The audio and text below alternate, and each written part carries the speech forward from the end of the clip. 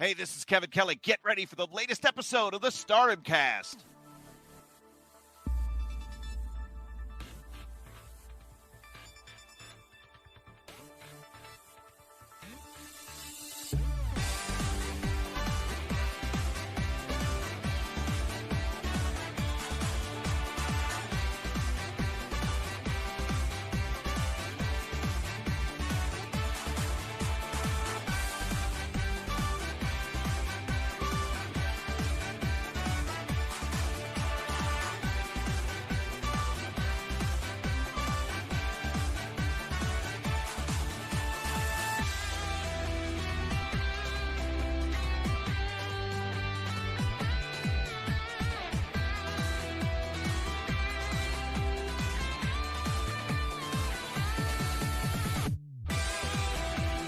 Hello guys, and welcome to the Stardom Cast, your weekly audio source of all things World Wonder Ring Stardom.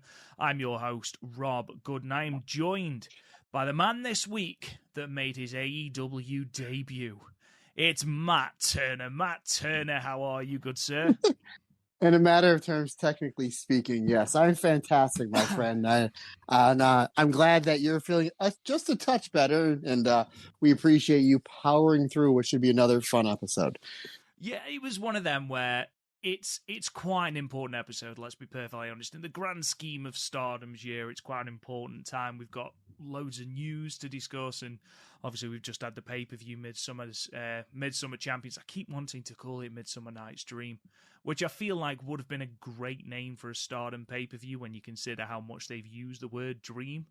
But yeah, we've obviously had that pay-per-view. We've obviously had a changing of the New Japan Strong Women's Championship, which we'll talk about later. We've found out that Utami is going to be in America randomly.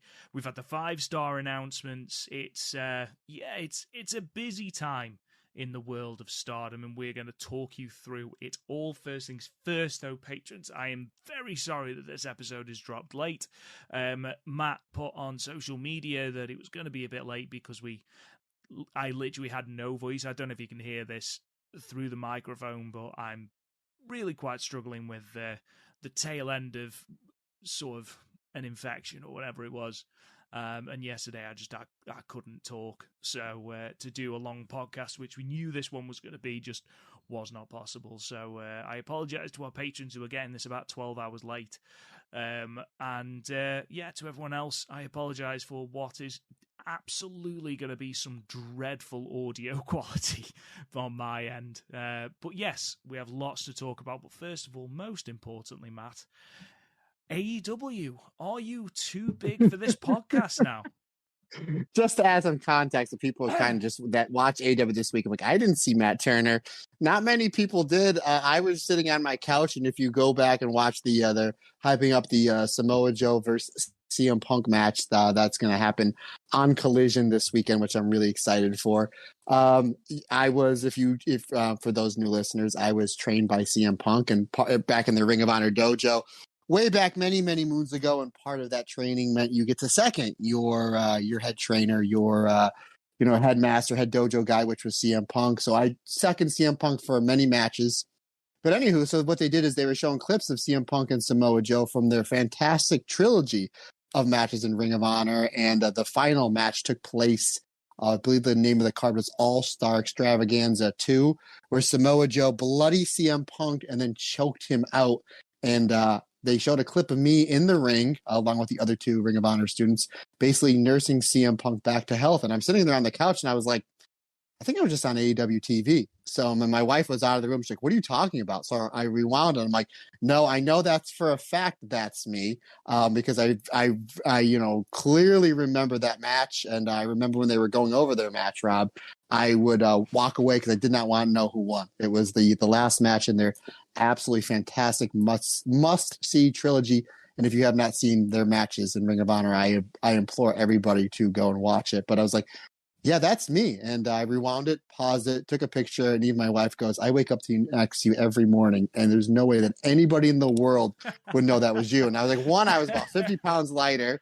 2, I had a different haircut. And 3, that was in my Chris Jericho. If you remember the early 2000s, Chris Jericho, he had that gnarly goatee, and I was trying my best to grow that out. I'm Oh, like, yeah, there's no. yeah. Oh, I look like a completely different person to the point where my wife sees pictures of me. She said, there's no way that I would have ever dated you. And I'm like, well, I'm glad I made the right decisions when I did. But yeah, I did have a few of my friends text me, said, was any of those students you in the ring at when they showed that clip? And I was like, yes, that was me. And then the extra super cool part about that, Rob, is if they were to leave that footage on maybe about another 10 seconds, there's another certain somebody that comes in the ring to check on one CM Punk. Do you by chance know who that person is if you've ever seen that match, Mr. Rob Goodwin? I'm afraid I don't. Please tell. It was the man who is the special guest timekeeper, Allison Danger's all-time favorite wrestler, and mine as well, one Ricky the Dragon Steamboat. So, yeah, you look back at things, you look back at certain things, it's like, man, I was in the ring nursing a bloody CM Punk, my trainer, after Samoa Joe, kind of like my satellite trainer, just choked him out. And then Ricky the Dragon Steamboat, my all-time favorite wrestler, comes in the ring to check on Punk. And then the guy that seconded Samoa Joe in that match was none other than Jay Lethal, who's one of the best Ring of Honor wrestlers of all time. So one of these things is not like the other. One of these things doesn't belong. So by no means am I a giant star. I just thought that was really cool. It's like, I guess technically I was on AEW TV this week for like a half a second. We can only hope that you are no longer too big for this podcast. Obviously, you know. Never, author sir. So obviously we've got so much to talk about. Obviously, I missed last week because I was in Edinburgh, lovely city, terrible weather, which I reckon is probably where I've caught whatever I've been fighting off for the last God knows how many days. But yes, Matt, you did a fantastic job covering Stardom Sunshine 2023, a show that was far better than I think a lot of people were going to give it credit for, me included. I think it surpassed all expectations. I think the result of that cage match between Queen's Quest and Oedo Tai was the perfect way to end that match. Was sort of thrown into a bit of a strange sort of curveball when you consider what happened at the end of their match on this pay-per-view, but we'll talk about that in good time. All in all, a great pay-per-view. What I want to do, though, first, before we head into any news, before we talk about the 5-star announcements that were made on that show and the fact that we now know what the matches are on the opening night and indeed on the final night, Matt Turner, what is coming up on Patreon this week? On Patreon this past week, we released alternate commentary, 5-star Grand Prix from last year, the main event of night one, Hazuki versus Julia. And then just the other day, Rob and I recorded that will be released this week, coming up this Monday and Tuesday coming up, Shuri versus Micah from the 2021 5-star Grand Prix. And I'll be releasing the Mayu Iwatani.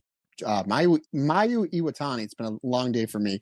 The 2018 5-star Grand Prix win. So that, and there is so much awesome stuff coming up on the Patreon for this month, as this month we are doing the theme of the 5-star Grand Prix. Speaking of 5-star Grand Prix, we are going to be returning to doing our 5-star Grand Prix contest. Any and all Patreon members, does not matter what tier you are, from the 1 all the way up to the $25 tier. If you are a member of our Patreon, you will be able to participate in our 5-star Grand Prix. It is going to be, you have to have the overall winner right. And then if we have more than one person that has the overall winner right, we will go to the red block winner, the blue block winner. And then if there's more than one person that has those 3 right, we will go into a double tiebreaker, which one of the tiebreakers will be how many time limit draws are there going to be in this year's 5-star Grand Prix. And the other tiebreaker will be who has the most points that did not go to the final. And the overall winner, you will be contacted via me through either Patreon or any of the social medias. You get to have your pick of any of the t-shirts or any of the items, excluding the hoodies, that are on our merchandise page. So again, folks, that's if you're thinking about become a Patreon member, that's all just, you want to go in the contest, it's all just for $1. So I think it's a heck of a deal. Don't you think there, Mr. Rob Goodwin? Absolutely. I mean, even if it's just for that month. There's so much coming up on the Patreon this month, with it being 5-star season. And what a time to be a wrestling fan. As we record this, we are just a week away from the start of G1 Climax 33. We're just over 2 weeks away from the start of the 5-star Grand Prix. I mean, what a time to be alive, Matt. And just whilst we're talking about that, I just want to shout out our fantastic patrons who, again, your support is incredible and we can't thank you enough. Bear Jameson, or Bear Jamison? Bear. Let's call you Bear. Bear, thank you very much. And Jose as well. Thank you so much for joining our Patreon family. Hopefully you are enjoying the stuff that is dropping over there. But we might as well talk about it. The 5-star Grand Prix. Matt, you went through this last week, but for anyone that missed it, the blocks have been announced. It is a 2-block, 20-woman tournament, so it's back down to 20 women. Red block is as follows: Mayu Iwatani, Saya Kamatani, Tam Nakano, Syuri, Hazuki, Natsukatora, Amisori, Natsupoi, Suzu Suzuki, and Starlight Kid.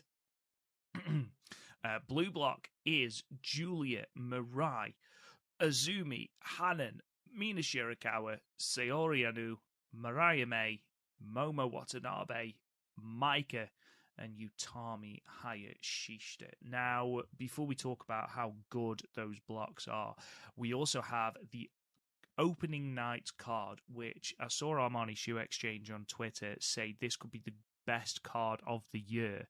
And when I go through this card, it's hard to disagree with them. So, in red block, on night 1, July 23rd, Ota Ward, City Gymnasium. I apologize. You are going to have to deal with me coughing. I apologize to all our listeners. It's worth it, folks. Rob Goodwin is still audio gold. Rob Goodwin at 70% is still better than 90% of people out there. So you're so kind.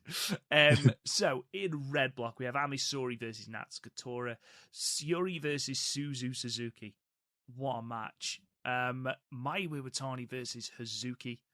Natsupoi versus Starlight Kid, and Tam Nakano versus Saya Kamatani. That's just red block, and I would argue that 4 of those 5 matches are main event worthy. I mean, Syuri versus Suzu Suzuki is going to bang, but Mayu Iwatani versus Hazuki, that's immediately where my eye is drawn, because that could quite literally be your top 2 in this block. Quite easily.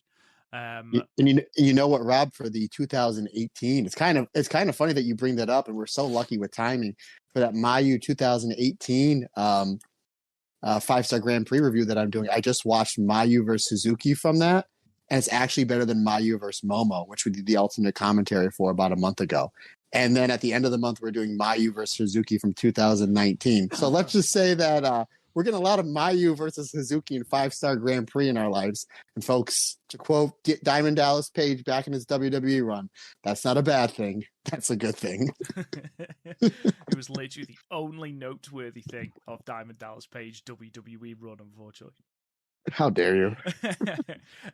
So blue block, we have the following matches. This again is the opening night, 23rd of July.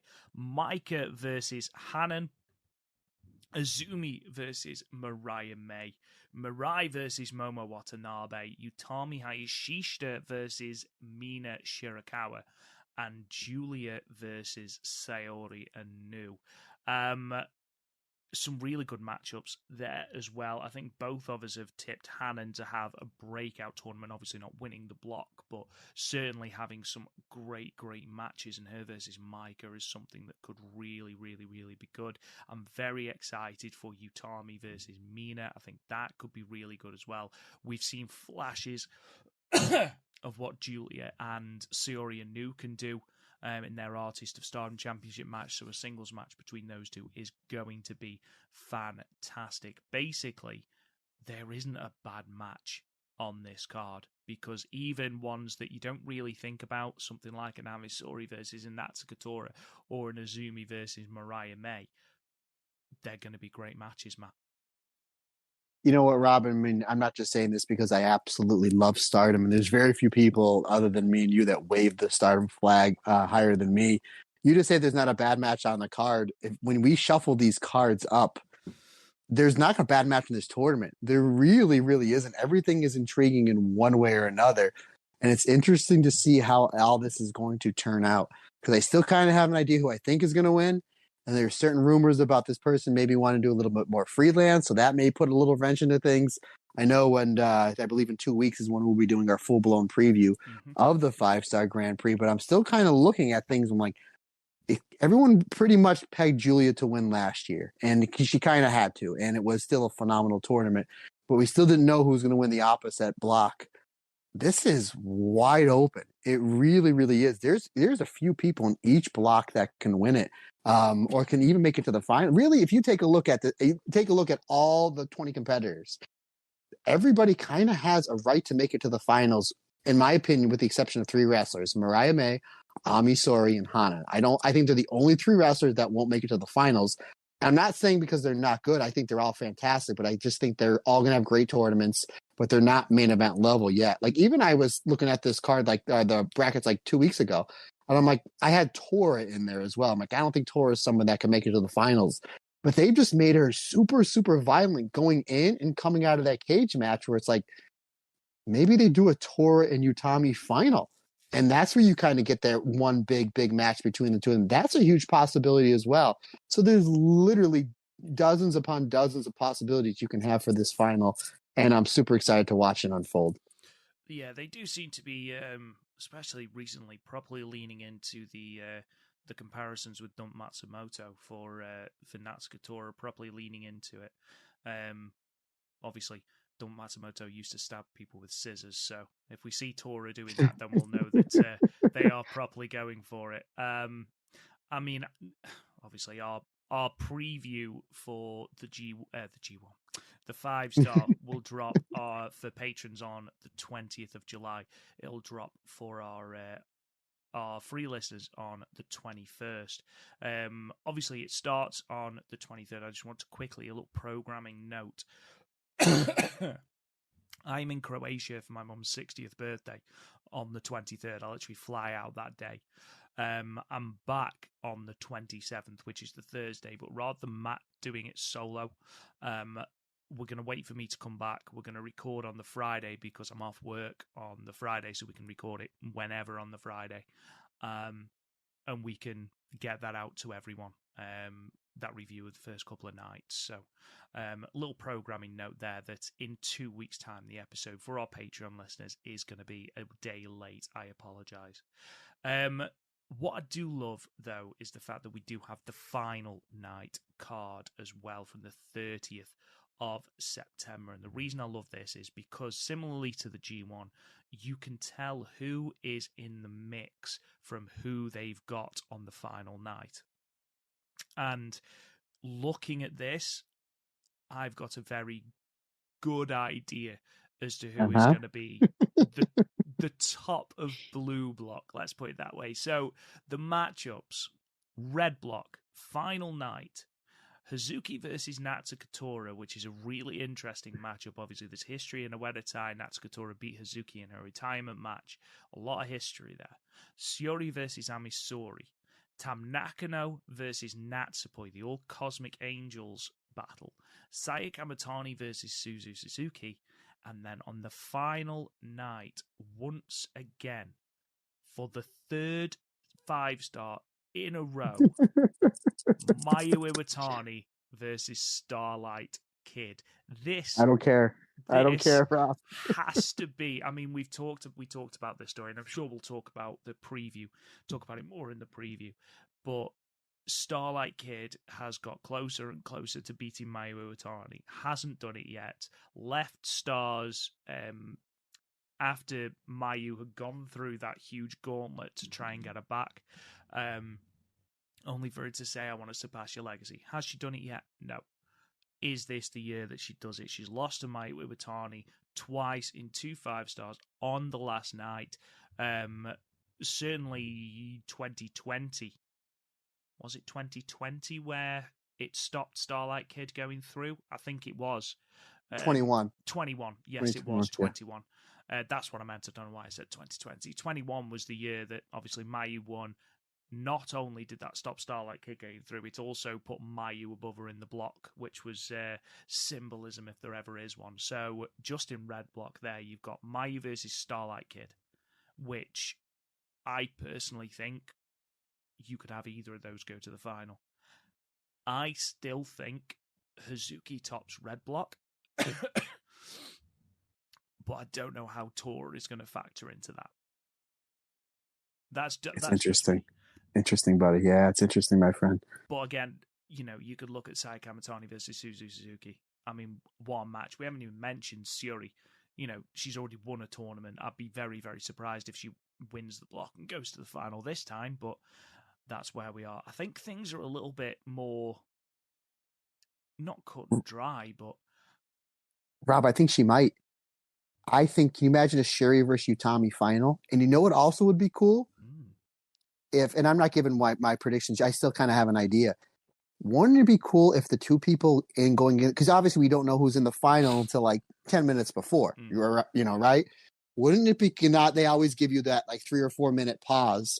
Wouldn't it be cool if the winner of the red block is someone that won the tournament before and the winner of the blue block is someone that won the tournament before? This guaranteeing for the first time ever, we will have a 2-time winner. When I'm watching this live, the Twitter universe, if there still is a Twitter, I don't know what's going on with that. But anywho, another story for another day, would be blowing up saying, okay, we are going to have, a Mayu in the final, or Julie, or Utami, or Syuri. We're going to have for the first time ever, going into it, it's going to be guaranteed first time ever a 2-time winner of this tournament. I think that would be a really, really cool wrinkle and really something that would kind of perk up a lot of ears, especially at 6:30 in the morning, other than Nene Takahashi waking up my cat. Anywho, when that tournament final goes, I think that'd be something really neat. And I don't think anybody would argue to a Utami versus Syuri final if that's the way that they go. No, I would be surprised if anyone complained about that. In terms of blue block, we've got Mina Shirakawa versus Sayori Anu, Hanan versus Mirai May, Azumi versus Momo Watanabe, which obviously has a lot of historical connotations, Momo AZ, the split between Momo and Queen's Quest, and the chair shot heard around the world. And then these top 2 matches, in my opinion, these are the top 4, and these are the 4 going into that final night that have a chance of qualifying. Mirai versus Maika. And on that final night, the first time ever singles match, it's going to be a shootout between these two. Julia versus Utami Hayashishita. I think I already know that. I think I know how that's going to end. I think we have to. Absolutely. I mean, it would not surprise me if Mirai versus Maika, if Maika wins that then sets up a white belt title defense for Mirai, spoilers, against Mirai later on. And if Julia versus Utami goes to a time limit draw, obviously we'll have Utami going through to the final. Again, I wouldn't be, whether it be Utami, whether it be Maika, I don't care who gets through to the final. I know that they're going to perform in the final, so I'm excited for that. In my head at the moment, I would love a Hazuki versus Maika final. Oh, again, I don't think there's any way you can go wrong.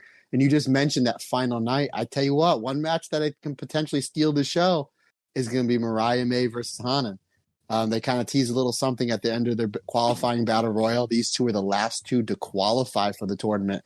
They're going to be put on. I mean, it seems like the last 2 years, the final night of the 5 stars, one of like the greatest wrestling shows you've ever seen. This isn't going to be any different. And I think Hanan and Mirai May are going to go out there and they're going to absolutely try to steal the show. And I think they're going to have a lot of momentum going into that final night. So, yeah, I mean, as loaded as all those matches are, obviously Utami versus Julia, we've never seen that match before. 2 of what we call the 4 pillars and 2 ladies that just ooze so much charisma going into the ring and then, in the ring, 2 of the best wrestlers in the world. So that's obviously one to look out for. But I'm telling you, I think that Mirai May versus Hanan match is something that people are going to be like, oh, yeah, it should be something good. And by the time the match is over, I think a lot of people are going to be blown away. Yeah, I agree with you. I think, like I said, I think it's going to be a breakout tournament for Hanan. I think Mirai May, the fact that she's got all these singles matches back to back to back, we're going to see a huge progression in her. I'm very, very excited. I would be very, very surprised, even though I want a Maika and Hazuki final. I'd be very surprised if Utami's not in that final. Speaking of Utami, and again, we will delve into the 5-star in a lot more detail during our ridiculously long preview that we'll do the week after next. She announced during the MidSummer Champions pay-per-view that she was leaving Queen's Quest. Well, no, she was relinquishing her leadership and leaving it in the capable hands of the rest of Queen's Quest because she needed to do some growing. She wasn't happy with the way she'd led Queen's Quest and wanted to go and spread her wings a little bit. People were understandably concerned because, people were like, oh, well, how is she going to be booked?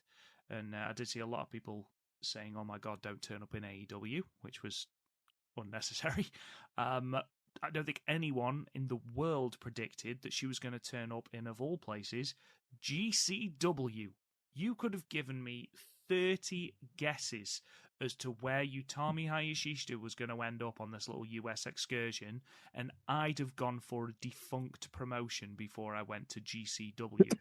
I'd have gone to WCW before I went to GCW. Just because it's so random. Look, she's doing 3 dates. She's doing July 8th, July 9th, and July 14th. 2 for GCW and 1 for JCW. The matches that she's got booked. I mean, say what you want about GCW. I know that the promotion is slightly divisive. I've never really watched it ever, I don't think, so I've got no opinion. But the matches that they've booked for her, yeah, fair play to you. I'm impressed. So July 8th, which as we record is the day after tomorrow, will be Utami Hayashishita versus Billy Starks at GCW Clean Up Man. The following day, July 9th, at JCW Jersey Championship Wrestling's Big Ass Extreme Birthday Bash, is going to be Utami Hayashishita versus Janae Kai, which I'm very excited to see. And then July 14th at GCW's Now and Forever show, we are going to have Utami Hayashishita versus Lou Fisto. Now, obviously, there's concern as to how Utami's going to be booked. I'm not looking at that. I'm looking at the fact that there is a lot of hype surrounding Utami coming over to America. I am focusing on the fact that she is going to have absolute bangers with these 3 women. 3 very, very, very talented wrestlers. I can't wait to see Utami Hayashishita versus Billy Starks. I am so excited for that. But overall, you know that her star is going to have risen so much at the end of this little mini tour. You know for a fact that people are going to come away from these GCW shows thinking, oh my God, Utami Hayashishita is a badass. And you know what? Fair play to her. I hope she kicks ass. Yeah, absolutely. I'm super, super excited. I am going to... You okay? Yeah, man. Just okay. Power through. All right. I just want to make sure you're breathing, buddy. I just want to make sure you're breathing. He's so excited about Utami, folks. That's where it ended. That's terrible, Matt. I will be going to the New York City show. I have my tickets. I'll be going to the show on the 14th. And just to kind of give just what a big deal this is for me, the fact that I am driving into New York City, potentially getting a hotel room, all just for one wrestler, Utami. Didn't matter who else was on the card. Didn't matter who she was wrestling. As soon as it came up that Utami was on the card, I actually got a whole bunch of messages sent to me. By the time I went to go text you. And as we tend to do sometimes when big news breaks, by the time I hit the send button, you've already texted to me. So I just think that's hilarious. So I was just making sure that my calendar was clear. I checked my calendar at home. I had to double check with the boss just to the unofficial CEO of the Stardom Cast podcast, my wonderful wife. So I was kind of just waiting on her before I got tickets. And then I did make a mention if any of these are going to be meet and greets, and GCW retweeted my comment quickly. Said they will, every single one of these shows, these 3 of these shows, she will be she's doing a signing, photo op, and a meet and greet. I quickly checked tickets, and about 80% were sold out. And I was like, well, I'm just going to go get the tickets. And if I get heat, I get heat. But no, there is, I don't have anything going on that day. So yes, I have my tickets, and I will be going to see this show, and I will be 100% meeting Utami. And I did have a few people ask me if I was going to ask her to get on the podcast. Rob, you know what's going to be on my tombstone. If you don't ask, the answer is always no. So obviously I will try my best. The biggest problem that we have run into with trying to get Stardom wrestlers on this show, or just ex-Stardom wrestlers on this show, is the language barrier. Not a lot of the wrestlers speak Japanese. Other than Brainbuster, I know very, very little. And so I will make the attempt. But as confident and as positive as I am, I don't think that's going to happen. But I do have some really cool ideas that for stuff I want to get signed. And one of them, Rob, I was kind of just figuring out what I want. And one of them, I think is, and I'll make the mention here. I'll make the mention here that one of the things that I want to get signed is, if you remember, now for our new listeners, my daughter, 18-year-old daughter, is an artist, and a very, very talented artist. For my birthday, Christmas, Father's Day, she always, draws me something. She's been drawing a lot of Stardom wrestlers. So for Christmas, she gave me probably the best thing that she's ever drawn, in my opinion, for me, is this fantastic 11x14 portrait of Aphrodite, of Saya Kamatani and Utami. I am 100% getting that signed. I think because it's something that's a 1-in-1. It's special to me. So I'm super excited for that. So I have a couple other things in mind. There's definitely something super, super cool that I want to do for you, one Mr. Rob Goodwin. And so, there's a lot of really cool ideas I have. Absolutely, buddy. Absolutely. So, you always give so much of this podcast, and to me, the least I can do, sir, is to keep giving cool stuff to you, like that big chop and form I'm going to give you during WrestleMania weekend that you asked for. So honestly, I can't wait. The fact that, obviously, for those who aren't part of our Patreon, we were talking about how once I come to Philadelphia, I have explicitly asked Matt to chop me and forearm me, because I'll have a brand new appreciation for how that feels. Now, is he going to cave my chest in? 100%.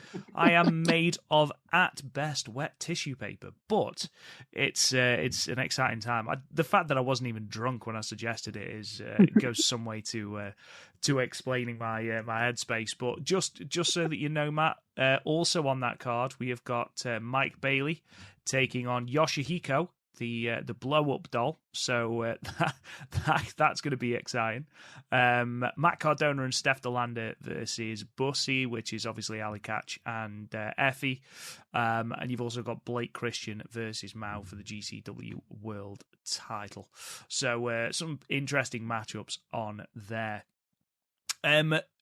Whilst we're talking about Stardom wrestlers wrestling in other promotions, we have had some other interesting matchups as well. So Sendai Girls are running a show at Corrigan Hall on July 16th, where favourites of the show, Chihiro Hashimoto, is joining the Natsupoi Beatdown Tour. As we are going to have Hashimoto versus Natsupoi in a singles match, Sendai Girls, 16th of July. That's very, very exciting. But on top of that, we've also had the release of the Sariism card for Chapter 2, which is going to be from Shinjuku Face, August 4th, 2023. The main event of which is perhaps... It's one of those matches that unless you actually read it, you don't think it's going to happen. Sari and Kairi taking on Takumi Iroha and Arisa Nakajima. That really is. It's been given the title Special Dream Tag Team match, and I think it's fair to say that definitely lives up to the billing, Matt. Yeah, absolutely. That's going to be something. Hard-hitting, great technical wrestling. And where's that? Is that in Korakuen? No, that's in Shinjuku Face. Oh, okay. Because I know the Korakuen crowd is super, super happy. So is the one in Shinjuku. That's going to be, a banger of a card. And hopefully, maybe coming off the 5-star, we get some Sari in Stardom. I know there's been some interest, once she left WWE, that she wanted to compete for the IWGP Women's Championship. and have some matches against some of the Stardom talent. But maybe, as I'm kind of just thinking out loud here, maybe the fact that we have a New Japan Strong women's champion, it's going to kind of be defended all over. Maybe we'll get that Julia versus Sari match. I'm sure no one will say no to that. But yeah, that tag match is going to be an absolute blister of a barn burner of a match. And I'm super excited to see it by any means necessary. Absolutely. Could not agree more. It's funny you should mention the IWGP Women's Championship. Because for all the fanfare that it was given, the tournament, the matches, and Mercedes Moné versus Mayu Iwatani at Yokohama Arena, Mayu is just 16 days short of breaking the reign record, and she hasn't defended the belt yet. So, as much as me and you. She's defended as much as me and you, buddy. She's tied with us.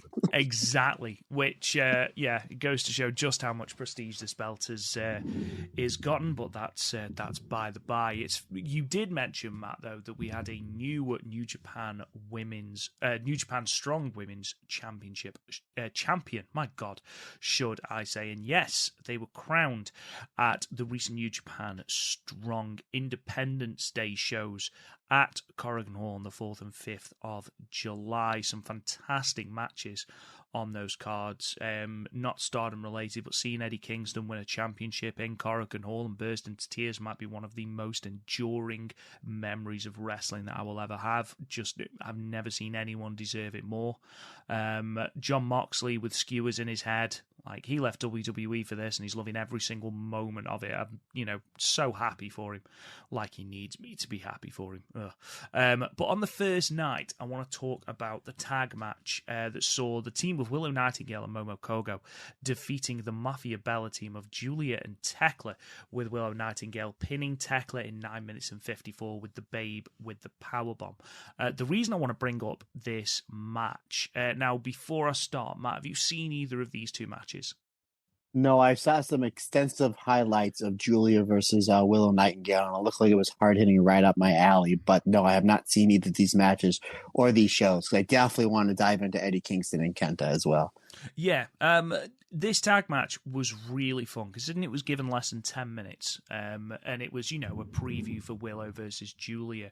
It was actually Tekla that came out of it feeling like even more of a star. The crowd were really, really into Tekla, and they were into everything, to be fair, the Corrigan crowd. You mentioned earlier they're a hot crowd, and they really got behind this and the Strong Women's Championship match on the other night. The fact that at one point Willow Nightingale just picked up Momo Kogo and yeeted her with a rocket launcher into Julia and Tekla was really fun. Everything they did felt really it was just a great exhibition of wrestling. It really was. And like I say, my MVP, even though we got some nice little tasty exchanges between Willow and Julia, Tekla was the MVP coming out of that match. And I think anyone that watched it will agree with that. But of course, that was all leading to the Strong Women's Championship match from night 2, the 5th of July. And that saw Julia defeat Willow Nightingale to become the second Strong Women's Champion, defeating Willow Nightingale in 13 minutes and 29 seconds with the Northern Lights Bomb. Couple of things that I wanted to point out about this match. For a start, I gave the tag match 3 3/4 stars. Thought it was really, really fun. Towel match, really good. Really, really good. Now, considering these two women probably have never crossed paths before this match or before these two matches, there is a language barrier, and you could sort of see that in the very first opening exchanges. There was a little bit of miscommunication. They more than made up for it by just hitting each other so damn hard. Willow Nightingale is a star. The fact that they don't use her more in AEW is criminal. She's absolutely fantastic, and if we got her in just a tour in Stardom, I would be absolutely over the moon. She's charismatic, she's exciting, she's powerful, and she was the perfect foil for Julia because, as they said on commentary, and Chris Charlton and Ian Riccaboni did a fantastic job on commentary for the entire of the 2 nights, Julia is used to having a power advantage, a strength advantage, a recklessness advantage, but she didn't have that with Willow Nightingale because Willow Nightingale is so much stronger and so much more powerful than her. And I think it forced Julia to wrestle a little bit differently, looking for takedowns, working those legs before eventually just unleashing. And obviously the story throughout this match was Julia trying to hit the Northern Lights bomb but not having the strength to do it.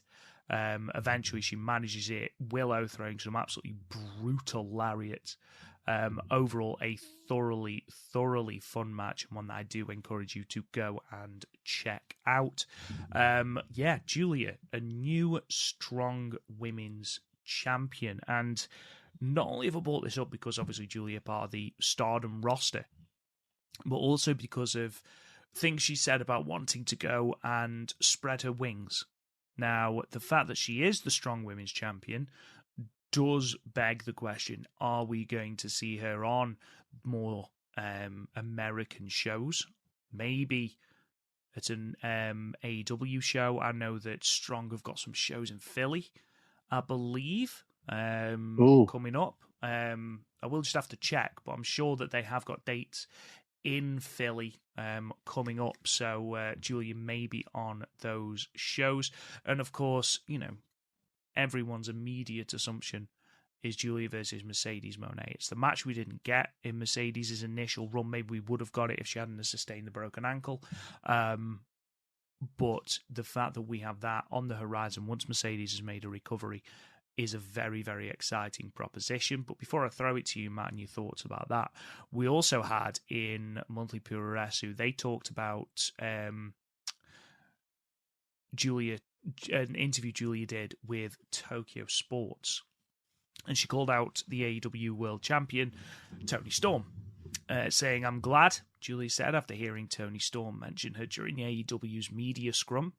"She was a Stardom wrestler before becoming a global level star. When people say things like that, it makes me excited. Perhaps I can make her regret what she said. I'm awaiting your offer. I'll come over and make you cry whenever you want. I'd love to beat up your pretty face." So not only are we potentially going to have Julia versus Mercedes Moné, but we are slowly but surely opening the door to possibilities of Julia versus Toni Storm, maybe even Julia versus Jamie Hayter. Julia is going to be a global star. There's no doubt about that. I think from the moment she stepped into the promotion in late 2019, Stardom had pegged her as a star, and even though there was resistance when she debuted, whether that was because of the controversy surrounding her debut or whatever it was, she has now got to the point where every time she enters an arena, you feel this presence, you feel this star power. And you know what? I hope that it doesn't rob us of too many Stardom dates. But if it means that she is going to be able to go and do that in bigger places with a bigger television audience and spread her name around in the likes of AEW, in the likes of New Japan Strong, on New Japan shows, I'm very, very excited at that prospect, Matt. Yeah, you have, again, we always say wrestling's subjective, but in my opinion, when you talk about aura,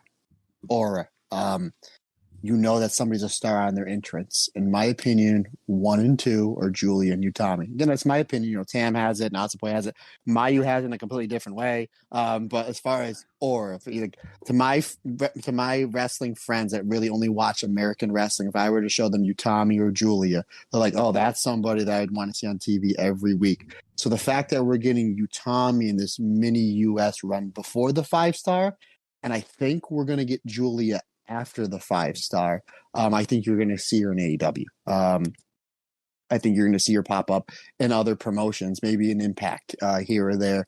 I think eventually, once the roads lead to the end of the Dream Queendom, I think Julia, and you may even see Utami after the 5-star. Maybe you do go back to the US to do a date here or there. But I think that once everything leads to Dream Queendom, I think those two ladies are going to be in probably the two main events. I think we're going to see Utami and Tam for the red belt, and then I think you're going to see Julia and Mercedes Moné for the strong belt. I think that's where that match is going to happen. Either there or they hold it off a week to do it at the Tokyo Dome. That I'm not 100% sure, but I think that, that after the 5-star, I think you'll see Julia do some dates over in the U.S. And who knows, maybe Julia does win the 5-star, and it's her and Tam in the main event of Dream Queendom.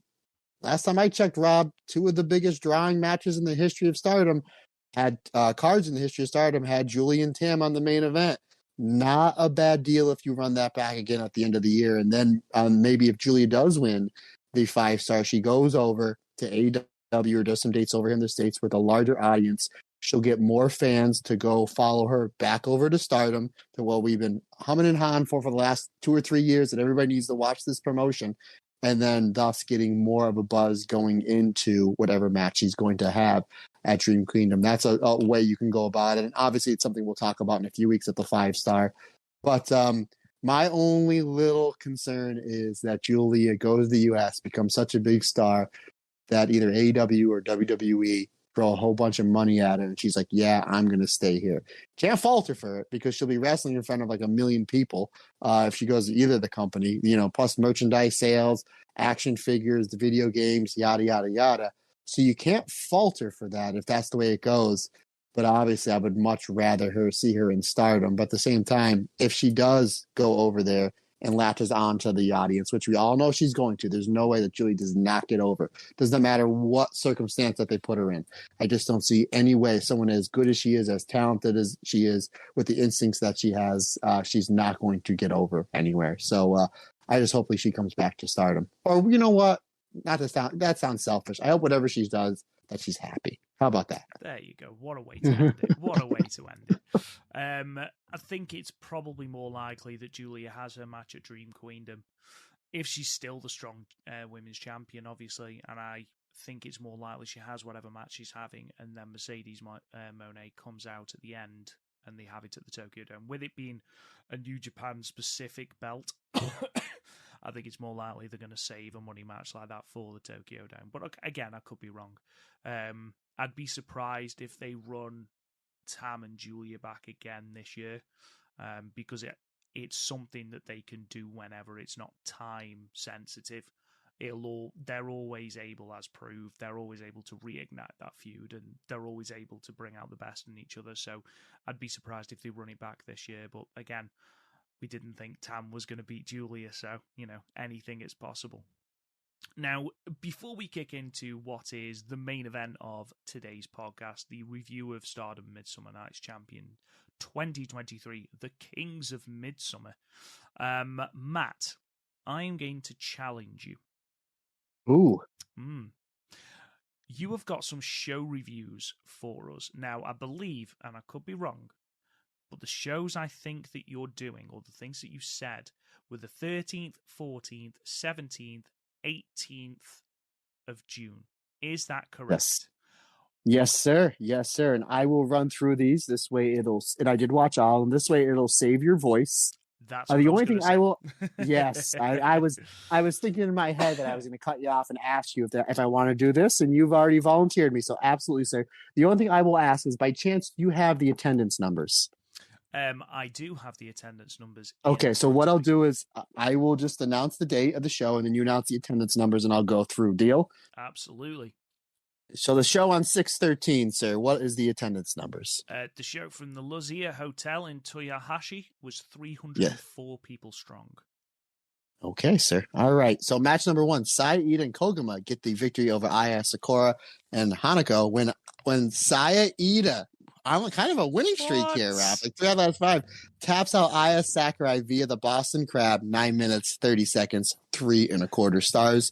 Match number 2 saw the Uedo Tai team of Tora and Starlight Kid get the victory over Sai Kamatani and Lady C when Tora pinned Lady C after the Swanton Bomb. 9 minutes, 15 seconds, 3 3/4 stars. This match was really, really good.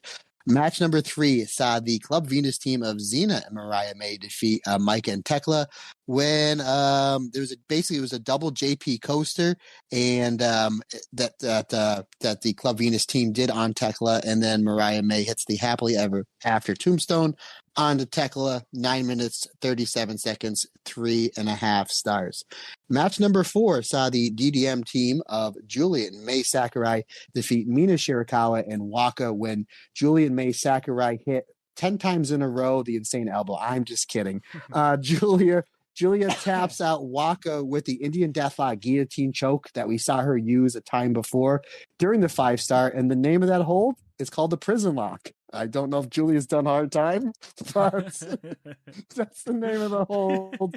I was like, oh, I like that. That's a really cool move. We've seen her use that before. I was like, oh, prison lock. Okay. 3.5 stars, 8 minutes, 28 seconds. The next match saw the Stars team, Mayu Utami, Momo Kogo, and Hazuki, defeat the Queen's Quest team of Miyu Amasaki, Azumi, and Utami when Hazuki pins Miyu via the diving senton, 9 minutes, 23 seconds, 3 3/4 stars. And I have a special asterisk saying this is fantastic. If you have not seen this, this is a match that I would highly recommend from this show. Match number 6, which I believe was the co-main event, saw the God's Eye team of Shuri, Amisori, and Mirai defeat the Uedo-Tai team of Saki Kashima, Ruaka, and Momo Watanabe when Shuri submits Ruaka via the grounded, basically the double armbar called the Suzuka. I think that's how it's called. 10 minutes, 55 seconds, 3.5 stars. And the main event saw the makeshift team of Soryu, Suzu Suzuki, and Mei Seira defeating the Cosmic Angels team of Yuna Mizumori, Tam Nakano, and Natsupoi when Sori pins Yuna via the temp Truri, which is basically how can I put it? It's not the Potter ring. It's she would basically grab her by the waist and then just drop her on her head. Temp Terry. Yeah, 16 minutes, 52 seconds, 3 3/4 stars. After the match, Tam Nakano, who I love all so much, I think is going to be a little too big for her britches, basically got really cocky towards Suzu Suzuki, and Suzu do not like that. So they did tease maybe a Suzu versus Tam match somewhere down the line.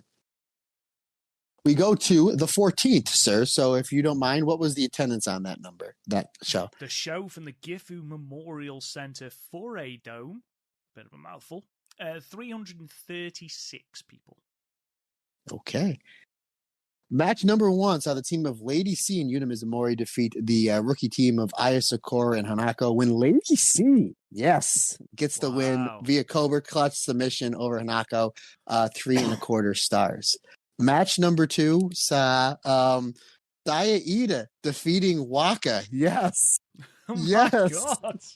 My God. I forgot that I was, because I watched so much wrestling that I'm just reading my notes, beating Waka after the Northern Light Suplex. Saya Ida's won a handful of matches with the Northern Light Suplex, Rob. It's like, oh, okay, no problem.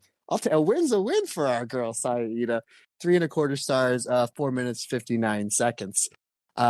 Match number, and it wasn't even her birthday, Rob. It wasn't even her birthday. She can win when it's not her birthday. I think push Saya Ida after the 5-star. There you go. Give me Julia versus Saya Ida and Corkin Hall for the strong title, 14 minutes. That'd be great. Match number 3 saw the Uedo-Tai team of Starlight Kid and Saki Kashima defeat Azumi and Miyu Amasaki, also known as O2 line, when Saki rolled up Miyu via, of course, the Kishi Kasai. 5 minutes and 2 seconds, 3.5 stars. The fact that these 4 ladies had 5 minutes and are still really, really good, I would say is shocking, but then again, it's not shocking considering the fact that how good all 4 of those are. Speaking of 4, match number 4, boy, what a ham-fisted segment that was. Fantastic. Honestly, take a bow, sir. Take a bow. Chiefers, the Uedo-Tai team of Momo Watanabe, Tora, and Ruaka defeat the God's Eye team of Mirai, Amisori, and Shiri when Momo hits Amisori with the Tequila Sunrise. A match we don't see her win many matches with. She obviously uses that a lot as a setup for the Peach Sunrise. But Momo pins Amisori in 9 minutes, 55 seconds with the Tequila Sunrise, 3.5 stars. Match number 5 was the makeshift team of Suzu Suzuki, Sori Inu, and Mei Seira defeating the Club Venus team of Mina Shirakawa, Mariah May, and Xena when Suzu Suzuki escapes Xena's Thunderstruck and she hits the tequila shot. That was a really cool 1-2 sequence. That match took place 9 minutes, 16 seconds, 3.5 stars. Match number 6 is a match I'm so excited to talk about, Rob. Because while I was watching these matches, usually when I watch these matches, I sit on my couch and I have my laptop open and I'm kind of taking notes, and my laptop is on my ottoman. This way I have enough room to kind of take notes and, focus on the screen. So during maybe the last two matches, my wife was sitting next to me, and I think she was watching Home Shopping Network or Jeopardy or something that's not wrestling. And then all of a sudden, the graphic for this next match pops up. It is the Aphrodite team of Utami Hayashishita and Sai Kamatani versus Meltier, Tam, and Natsupoi. And I'm like, wait a minute. Now I know. Now, obviously, watching this, it took place after the cage match where Utami and Sai are good. But I know when it aired, it's when they were still having conflict. So you need to get that story. You're not getting full-blown Aphrodite. And I understand that, right? So I know there's going to be some miscues, this or that. So it's not going to be like the match that you want to be, but it's still going to be really good. Now that that Himeka's retired, probably, in my opinion, the top two tag teams in Stardom. So you have Aphrodite and you have Meltier. So Meltier's music hits first. And I leaned over to Amber. I said, oh, you got to watch this dance. You got to watch this dance. So she's used to, as soon as Tam comes out, the dance starts. Well, as you know, Rob, the new dance with the new, what I call spring song, Tear Tales, they don't do the dance until they get in the ring. So she's like, where's the dance? I said, oh, you got to wait for it. They're going to make you wait for it. They're not just going to give it to you as soon as you walk in. You got to earn it. So they do the dance. And of course, it's fantastic. So I look over at her. I said, go ahead. What do you think? And she goes, you're going to quote me on this on the podcast. Like, absolutely.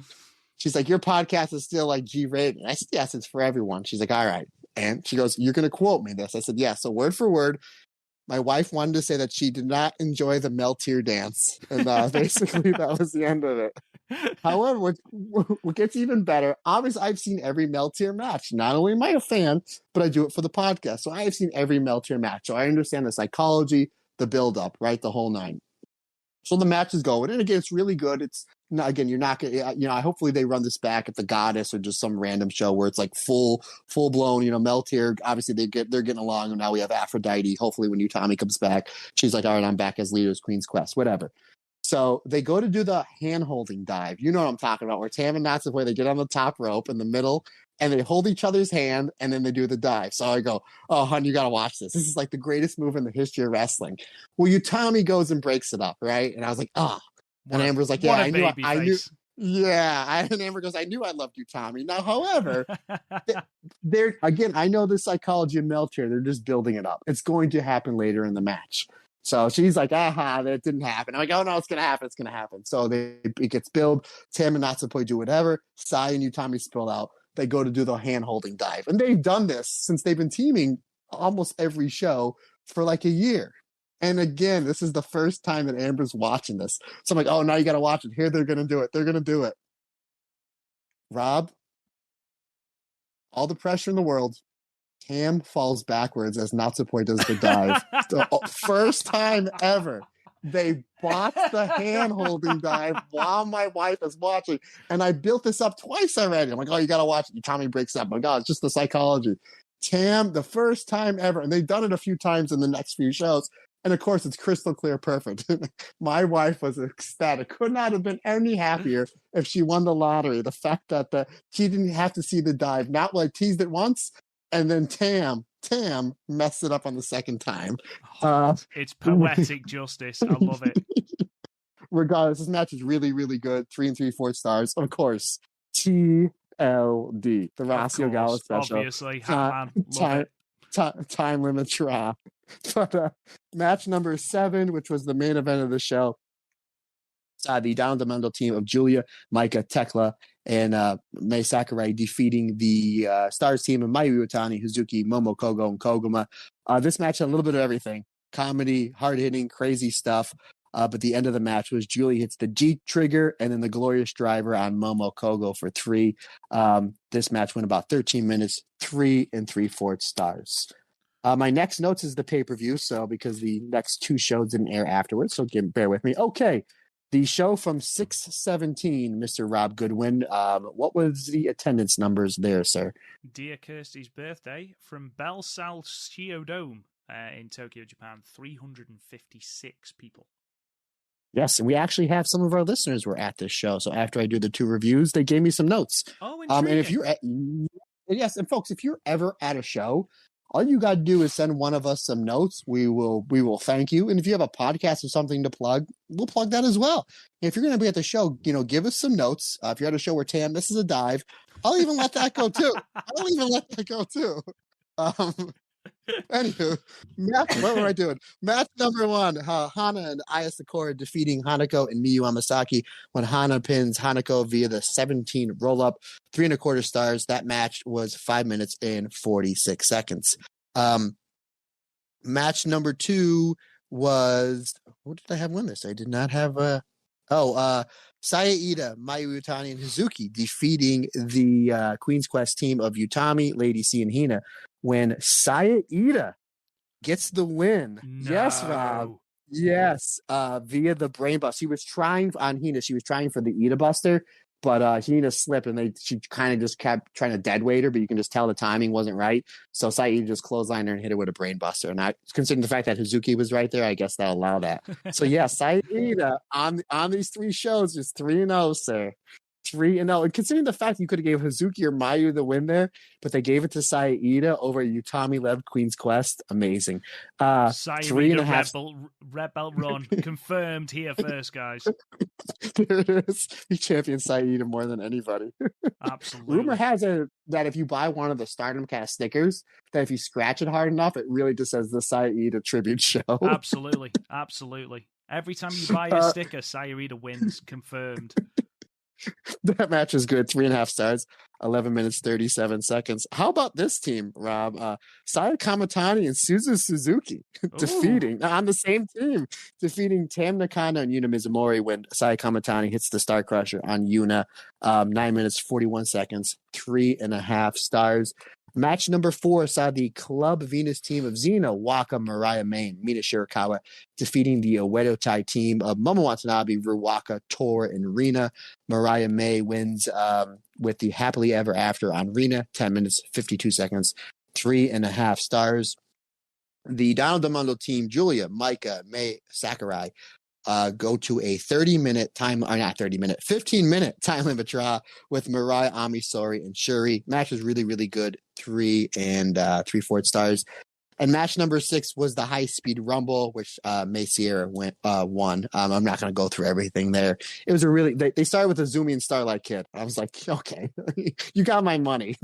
And then May Sierra came out next, and they had like a 40-second 3-way match that was as good as you think it would be. But that was a fun show. So then we go to the 18th, Rob. And what was the attendance? I know it's the same venue. What was the attendance on that one? It was Belsal Sheerdome. Massive improvement in attendance. 461 people up there from 365. Rob, this entire show is must-see. I tweeted this out, and it might have been a blessing in disguise because we were supposed to record yesterday and Wednesday, and then you told me that you weren't feeling good. Could we delay it? I'm like, sure, no problem. And then I went to go do some of the homework for the Patreon. I'm like, the show for the 18th is up. I'll watch it. I'm home. And then this way I'll record this show. If they told me I had to pay an extra $7 or $8 to watch the show, I gladly would have, because it's only 5 matches and they're all fantastic. And just wait till I run through this card. You're just like, why wasn't this on pay-per-view? The opening match is Mina Shirakawa and Xena from Club Venus defeating the Oedo Tai team of Momo Watanabe and Tora when via disqualification. It was a really, really good match. But Momo and Tora just couldn't put Mina away. Mina and Momo tore into each other. Eventually, they just went to the pipes and the bats. It took about 8 hits in front of the referee before they decided to disqualify. And I hate that. But I was like, that's not Momo. That's not any of the fault of the 4 ladies. But I gave it 3 3/4 stars at 11 minutes. Match number 2. Rob, this is match number 2. This can main event like a huge pay-per-view. God's Eye, Mirai, Shuri, and Ami Sourei versus Queen's Quest. The Queen's Quest A-team of Utami, Azumi, and Saya Kamatani. Yes. Yeah, nice. So Rob, what do you think that the finish of this match was? Couldn't have been a time limit draw, could it, by any chance? You figured it would be. It didn't even go 12 minutes. What? It's Shuri taps out Azumi via the stretch muffler of the White Tiger. I was like, wow. Didn't see that coming. It was phenomenal. I'm like, this is going 15 minutes. I was robbed of 3.5 minutes because I thought I would get the full 15, but it was phenomenal.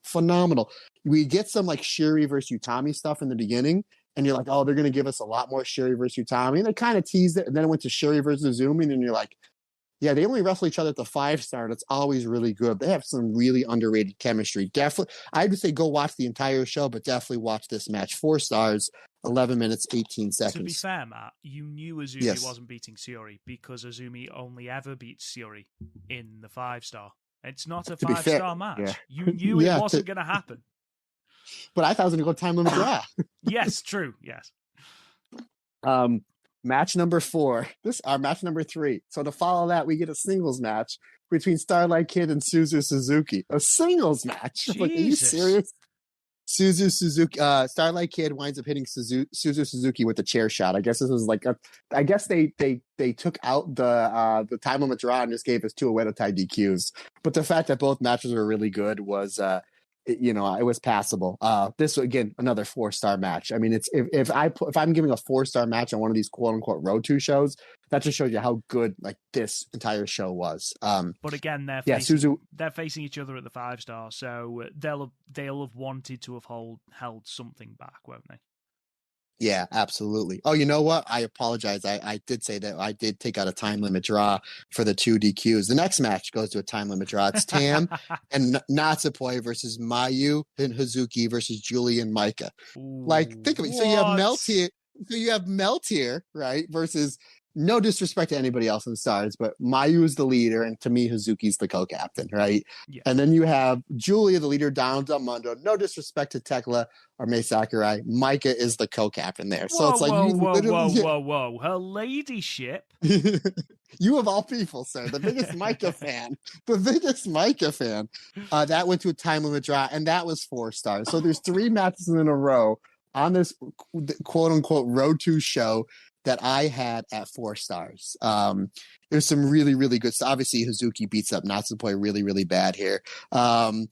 There's a really good segment with Tam and Hazuki, and we get a lot of Mayu versus Julia in this match. Like a lot of really, really good Mayu versus Julia one-on-one stuff, which I thought was really good. And Mayu basically and Tam, they try to kill each other. Just go watch this whole show. Go watch this whole show. And then the main event was the qualifying for the 5-star Rumble. I didn't give it any star rating because it's a Rumble. Everybody worked hard. It was nice to see everybody get on this show with obviously Hana and Mariah May getting the winning. It was funny because the last 4 on the apron were Rina, Mei Sakurai, obviously Hana and Mariah May.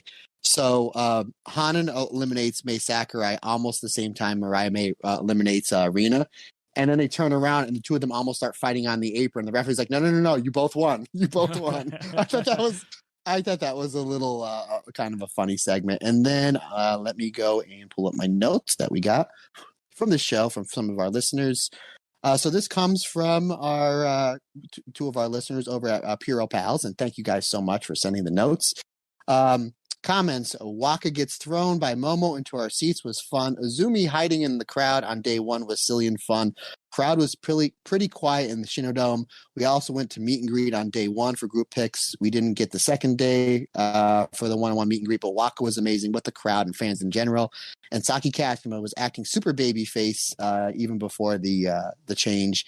And that Leah, I guess she was 2 of the people in Puro Pals. She just wanted to let us know, let our listeners know that she made a sign for Utami and was crushed that Utami did not give her a rose, but she openly admits that her rose was given to somebody that had a sign better than hers. So I thought that was cool. Hopefully I get the rose next week, buddy. I'll let you know. You know. Please do. I have a feeling that we've seen so many Utami matches over the last few years. And she tends to give them to ladies or little kids. 41-year-old male. Don't think it's going to happen, but be positive, man. Live the dream. So I love the idea of you sitting in the front row, just going, Utami, pick me, and then going right next to you, like staring you right in the eye, and giving it to a kid next to you. I hope that happens more than anything. Oh my goodness. What a tag partner. So again, folks, thank you guys over at Puro Pals for sending us those notes. And like I said, if anybody's ever at one of these shows, send notes to me and Rob, and then we'll obviously give you a shout out and a thank you. And then if you have a podcast or website or something you want to plug, just let us know. We'll throw that out there for giving us some notes and give us some inside information, kind of like the man on the street. You know what I mean? So yeah, thanks again. Yeah, all those shows were really good, but seriously, definitely go check out that show from the 18th. Absolutely unbelievable. Again, thank you. Thank you to the people over at Puro Pals for those notes. It is always really cool hearing about like first-hand experience and stuff like that. And thank you, it's always really nice. But to hear the Waka Tsukiyama is sort of, captivating the audience with her charisma, that just makes me really happy because she just seems like such a really nice person. And I hope she is. I hope that Saki Kashima gets, now that we know, spoilers, she is going to be more babyface now. I hope that she does get a decent run because, she's been in the company for on and off now 12 years. I hope she gets the flowers she does deserve because we've been singing her praises for a long, long time now and said she's certainly one of the unsung heroes of Stardom. So it's nice to hear. Let's move on then, Matt. Let's talk about this pay-per-view. I am, of course, talking about, I'm not going to give it its full name because it's a bloody mouthful, Stardom MidSummer Champions 2023. This was from Sunday, the 2nd of July, 2023, from the Yokohama Budokan in Yokohama, with an announced attendance of 1,307. Now, since the very, very end of 2020, when they ran the Yokohama show in October, they've run the venue 10 times. This is the third highest attendance they've done at the venue, with only the Triangle Derby and one of the 5-star shows from 2022 beating it out. Now, considering this match at the time of it being sold didn't have a Goddess of Stardom Championship match, and effectively the two main events were Sayori Inu versus Natsupoi and MIRAI versus Tam for the white belt, no red belt match, and you were looking then at Saki Kashima versus Fukigen Death. I think they've done well to sell 1,300 tickets, in my very humble opinion. But overall, Matt, again, they surpassed expectations with this show. There was a couple of niggles here and there, which obviously we'll talk about. But overall, I thought this was a good, fun show. Yeah, absolutely. Especially that co-main event. I'm a little kind of. We'll talk about when we get to it. I think that they should have kind of ended it on the white belt. I understand why they did the strap match, but that was a tough match to follow. And it just seems, and I tweeted out, man, the Wonder of Stardom Championship. I don't know if there's any championship in all of wrestling, as we're in the first month of July. So technically we're through the first half of 2023. I don't know if there's any championship, any belt that has had better matches than the Wonder of Stardom Championship. You had Yusai Kamitani versus Suzuki. You had Saya versus Mina versus Natsupoi, Mina versus Tam. And then obviously we'll talk about it in a little bit, Tam versus MIRAI. It just really seems like, as far as match quality goes, the Wonder of Stardom Championship really is where it's at for the first half of this year. Yeah, absolutely. Completely agree. I'm glad to see MIRAI get the flowers, but again, we'll talk about all of this in a moment. Now, I do have a confession to make. I didn't realize there was a pre-show match. So even though I've got the result with Waka Tsukiyama and Yuna Mizumori defeating Kina and Miyu Amasaki in 5 minutes and 38, Waka getting the pinfall, I didn't actually watch this match because I didn't realize it was a thing, Matt. This is something Stardom's been doing. It's like, I will always check like the night before, because this way so I can set my timer. I'm a very Rabble back me up on this 1,000%. I'm a very time sensitive person because I'm so busy. I have to break everything down. So the night before, the day before, I'm looking at the time. Like, okay, what time do I need to get to bed so I can try to get a little more than 3 hours of sleep so I can get up for these. And then it's like, okay, I'll get up and I'll make sure the Wi-Fi is working and make sure I don't have to reset my Fire Stick and feed my cats. And because as soon as I come downstairs, I think it's time to eat, regardless of what time it is. But then it's like, okay, I'll start the show. And then all of a sudden they run through the car. I'm like, wait a minute, I thought there was 7 matches. There's only 6. Or I thought there was 9 matches. There's only 8. And then I go on Twitter as the show started and be like, yeah, there's one of the matches was on YouTube. I'm like, why don't they announce that like the day before or maybe hours before I go to bed? I would get up and watch it, but I did go back and watch on YouTube, and it was a solid match. It wasn't rock and roll midnight by any stretch of the imagination. But of course, all 4 ladies worked hard, but I just wish maybe I should just expect it, like just to maybe get up a half an hour earlier. And that they're going to do, and then what's going to happen, Rob, the time I do that, it's going to be like, nope. Yeah, absolutely. It's just going to be just three people talking in a language you don't understand and you waiting for a match that's never coming. What I will say is matches 2, 3, and 4, these undercard tag matches, even though they are relatively throwaway, all three matches were really, really good. And we start with a 6-woman tag, the team of Suzu Suzuki, Mei Seira, and Hanako defeating Aya Sakura Hazuki and Saida Hanako getting the pinfall with the JP coaster over Aya Sakura in 11 minutes and 31 seconds. I've said this before, that Hanako certainly looks the more polished of the rookies at the moment, out of her and Aya Sakura. And I do see big things for Hanako, and I do wonder with Himika's retirement if they are grooming Hanako to sort of fill that jumbo princess void that Donna Del Mondo have got at the moment. It certainly seems that way, obviously, with the very obvious bequeathing of the JP coaster from Himika to Hanako, and obviously she's using it now as the finish. But I do wonder if that's where we are ultimately going with this, Matt. Yeah, it's a possibility. I tell you what, I know everybody champions Hanako, how good she is so fast. And I'm enjoying Aya. I think she's really good with the kicks, and she's added in a really, really tight triangle submission hold.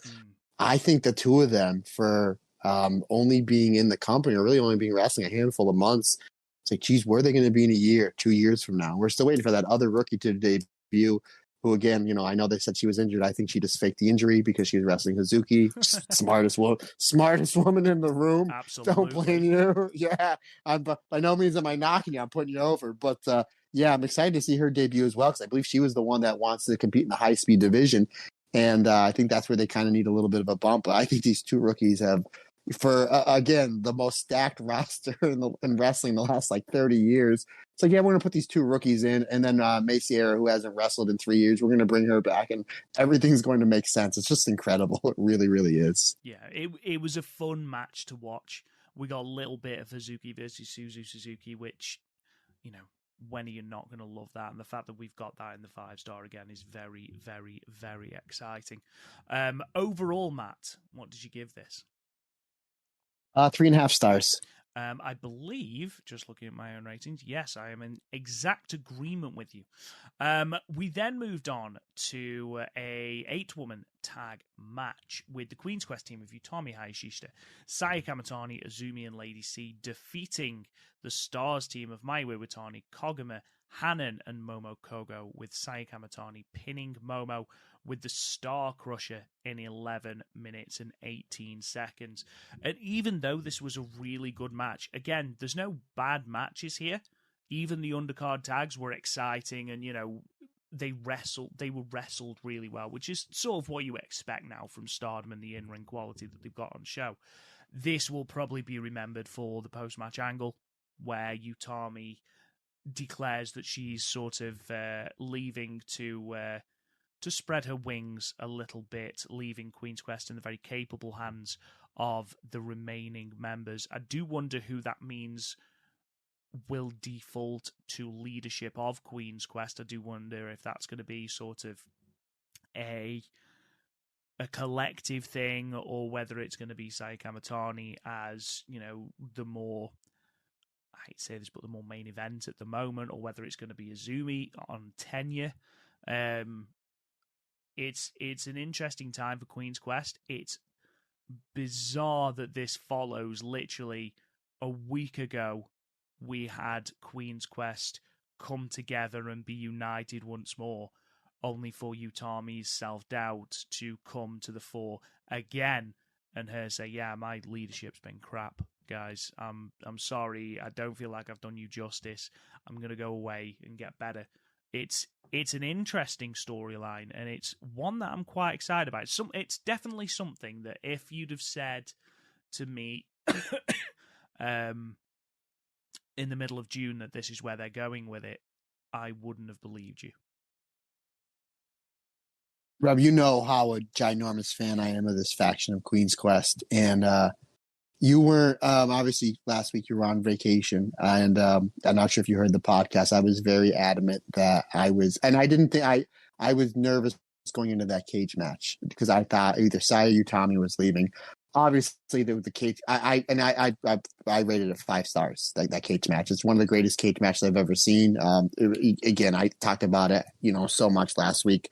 The fact that they pulled off 12 people in the cage with a referee to do what they did in that story, and just how it all finished, where it looked like Saya was going to hit Momo with the bat.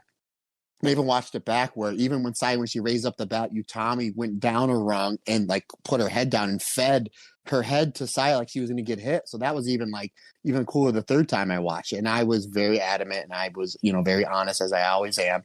I was in tears, legit tears at 6:45 in the morning watching this cage match. I'm like, their match was perfect. Everything they did was great. Everybody looked good. Queen's Quest is back, stronger than ever. Utami, I think, Rob, Utami listens to this show. And the reason why I say that is because Utami's promo at the end of the cage match, she apologized and she admitted what she was wrong. It's part of my daily routine. I wake up, I brush my teeth, I go to the gym, I go to work, I admit to somebody that I'm wrong, and I apologize to somebody. That's just because I'm wrong all the time somewhere. So I figured, so I was like, all right, Utami pulled one of my playbook. But then for that, they go and they basically not run through stars, but they everybody was in sync. I mean, the stuff you saw from Saya and Utami, where everything was, that's back to Aphrodite. And then even with the Izumi, with them being the A squad, and, Lady C plays her part perfectly in Queen's Quest. They look like they were better than ever back. And I'm like, all right, this is, I figure where they're going to go. Like they got Utami's hotter than she's ever been. They can probably give her a really good championship run. Obviously, her championship run was during COVID, so it's like we don't know what that would have looked like if we didn't live in a COVID world. Maybe that's where they're going to go in 2024. And then she cuts this promo, and she's on the mic, and I'm like, it's weird to cut a promo, second match on a pay-per-view, but okay. And then all of a sudden, when she's done, you just see Lady C Izumi and Saya Kamatani. You're like, what's going on? And then you see like a Utami left. And again, I watch this live. I speak next to no Japanese. I am on Twitter hitting refresh every 2 seconds, trying to figure out what is going on, like almost in a panic mode. And then it's like, oh, she's just going. And I thought the way that I took it was she's just going on vacation. She's taking time off. She'll be back before the 5-star. I thought that's what it was. And she's like, you guys take care of Queen's Quest. I'll be back ready to go for the 5-star. That's the way I took it. Didn't know she'd be coming over to the States. But where I think this is leading is that sometime during the 5-star, after the 5-star, maybe if she wins it, that she'll say, I'm back 100% as the leader of Queen's Quest, and I'm taking that red belt. That's where I think they're going with this. How about you, Rob? I honestly don't know. And I know that seems like a bit of a cop-out, but there's quite a few ways they can go with this. Whether this is sort of a galvanizing of Utami and it's just that strength she needs, whether it's a case of, she doesn't want to be tied down to a faction, wants to do more freelance work, or whether it's just a case of she's going to come back and she's going to fight for leadership with Saya Kamatani. I don't know. The fact that she is doing GCW dates has still thrown me for a loop, so I honestly don't know. But it certainly makes the post 5-star sort of run very, very interesting, because you have got, so from the end of the 5-star, 30th of September, you have got dates where Julia will be defending the New Japan Strong Women's Championship, potentially out of the country. You've got dates where Mayu might actually bloody defend the IWGP Women's Championship for once, maybe, who knows, potentially out of the country. And you've got Utami, who might well be doing more freelance dates, potentially out of the country. They're 3 big stars that Stardom may be without on some shows, running up to Dream Queendom 3. Now that makes, especially if Utami has won the 5-star, that's going to make that run up to Dream Queendom and the inevitable matchup with whoever is Red Belt champion at that point, probably Tam. Excuse me. That's going to make that run up very, very interesting. very interesting, especially on how you're going to build stories, especially with Julia and Utami, whether they do continue to go off and do more freelance work. Yeah, it's an interesting time. I gave that 3.5 stars as well. Really fun. Same there, good sir. Match 4 then, another 8-woman tag. Julia Tekla, Maika, and Mai Sakurai of Donna Del Mondo defeated the Oedo Tai team of Natsukatora, Momo Watanabe, Rina, and Ruaka with Mai Sakurai getting the pinfall over Ruaka with her little crucifix pin, which she calls the MPR, in 11 minutes and 18 seconds. A lot less to dissect in this match. It was just your standard 8-woman tag, but very, very fun once again, Matt. Yeah, and nice little bump for Mai Sakurai to get the win here. And we got some Julia versus Momo Watanabe violence, which I was all for. Yeah, it was good to get everybody on the card. They all worked hard. I'd give this one 3.25 stars. There was nothing bad about it, but it was I think just enough to kind of get the underneath wrestlers, on the show, the ones that aren't in the 5-star, give them a little shine. And that's what they were going for. They hit it because that Tekla, Mai Sakurai, and Ruaka looked really good here. Yeah, agreed. There's nothing really to say about this match. I know we aren't really reviewing these undercard tags apart from just saying, the typical they're fun. But that's what they are. They got a chance to shine. We got a chance to see Rina versus Tekla, which isn't a match I thought I'd want to see, but apparently it is. Maika throwing a weight around, which is great, throwing a power around, throwing lariats around. It's what we love to see with Maika. I'm so conflicted about this match. Match 5, Passion Injection match. Nanae Takahashi defeats Starlight Kid with the 1-second EX in 14 minutes and 28 seconds. Now, there's a reason I'm conflicted about this, because... Okay, Matt, do you have Kinder Surprise in America? Kinder Surprise. It's a possibility, Rob. Outside of comic books, loud music, and wrestling, I don't venture out too much. Okay. But I've never heard of it before. So a Kinder Surprise is a chocolate egg. Okay. Okay. Yes. Okay. Yeah. So basically, the reason that I'm comparing this match to a Kinder Surprise is, allow me to elaborate. So on the surface, you get the excitement of, yes, I have got a chocolate egg and I know there's a toy inside. And there's that excitement.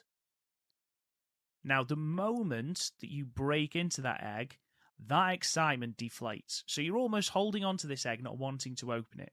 Because the moment you open it, the toy's naff and the chocolate's crap.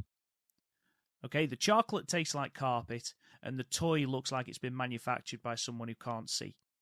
It's just a double whammy of disappointment. This match feels like that for me. Because on the surface, this match is wrestled beautifully. Both women give absolutely everything. Seeing Starlight Kid hit the Star Suplex and the Tornado Suplex to Nanae Takahashi was brilliant. To see the stuff off the top rope was fantastic. But then you dig a little deeper. Why is Starlight Kid losing to Nanae Takahashi? What does that achieve? I know that we're talking about injecting a little bit of passion into Starlight Kid. Starlight Kid is one of the most over acts on the entire roster. Starlight Kid is someone who has banger matches against everyone that she has. And I know this is Nanae Takahashi's gimmick at the moment, that she's injecting passion into members of the roster. And I am the first person to praise the work that she has done with women on the lower card. People like your Miyu Amasaki, your Waka Tsukiyama, your Lady C. All of which, Mai Sakurai, all of whom have had their best singles matches against Nanae Takahashi. And we're not expecting her to lose. Apart from Waka Tsukiyama, who she got rolled up by. But that was a story. That's fine. I don't see what positive comes out of Nanae Takahashi beating Starlight Kid, especially as this is a 15-minute match and we only had 30 seconds left of the time limit. If you're going to do that, have it go the time limit. Have it go the time limit and have Starlight Kid say, oh, I pushed an ex-World of Stardom champion, the longest reigning World of Stardom champion in history. That's going to do more than have, because all this looks like now is that Nanae Takahashi's burying someone on the roster. And I know that's not what it is. And again, on the surface of it, this match is wrestled fantastically. It's one of the better matches on the card, and I do encourage you to go and watch it.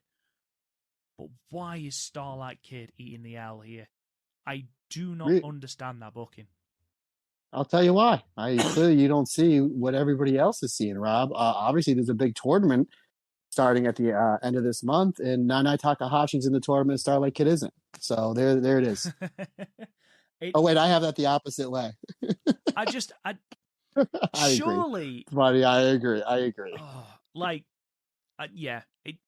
If you'd had Starlight Kid, not even win, like say go the time limit, I feel like this match would have been even better. I was a bit taken aback when it was announced that they were doing a passion injection match with Starlight Kid. And then Starlight Kid saying, look, I'm not like all these other jamokes that you've beaten in the 1980s, like Bobby Heenan, yeah, jamokes. Absolutely. Look at you. Heenan family, Rob Goodwin. Like Ham and Acres. I'm not exactly. I'm not like these, Miyu Amasakis that you've beaten before. Who is this Mei Sakurai? But they've then just beaten her in exactly the same way. And then she's Momo Nakanishi, who is a previous tag partner of Nanae Takahashi, was at ringside. They had a little bit of back and forth between Starlight Kid and Nakanishi. Good-natured, which was really funny when she was having a picture with Starlight Kid, and then Takahashi came down to ringside and was really quite affronted the fact that her tag partner was posing with Starlight Kid. But then this seems to be building to a match between Starlight Kid and Momo Nakanishi. Momo Nakanishi has been retired since 2005. Apart from, obviously, the handful of Rumble appearances, and I believe she did a random retirement match as well for someone. Whose name escapes me at the moment because I haven't got it written down. Again, I know I keep coming back to this. Why has Starlight Kid lost this match? Not only that, Rob, but they showed, sorry to cut you off, but they showed, because you're talking about Momo, they showed her training with Momo and using the Momo latch, which we saw Starlight Kid's been using quite a bit over the last few years. Actually beat Saya Kamatani with it in the 5-star last year, and an amazing match. Yes, and it's obviously amazing matches.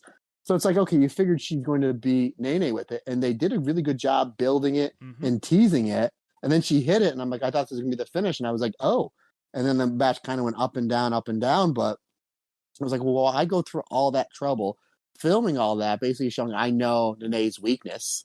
And then maybe Starlight Kid beats her with that and be like, look, you beat the former, she won the 5-star. She won the red belt. She's an absolute legend that can still go.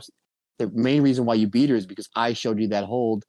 The only thanks I want is a match. And maybe they build to the two of them at Dream Queendom. If Starlight Kid doesn't win the 5-star, which it's a very good possibility that she can win. You can go on that way. But yeah, I totally see your point of view.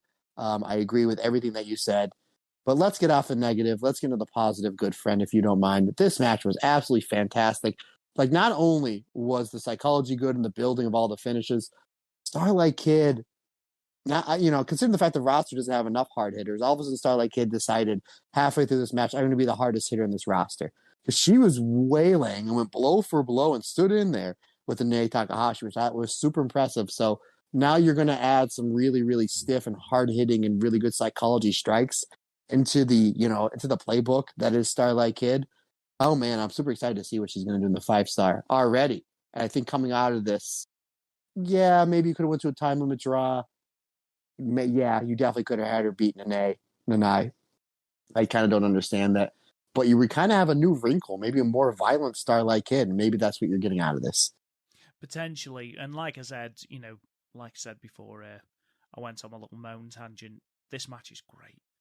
Like, as a match, if you take my disappointment at the result out of it, is fantastic. I feel like these two had really good chemistry. I feel like, Nanae did inject a little bit more passion into Starlight Kid, if that's what you want to look at. And I feel like Starlight Kid properly brought it to Nanae. Nanae's a powerful, powerful wrestler. And like you mentioned, Starlight Kid did stand toe-to-toe with her for a lot of the match.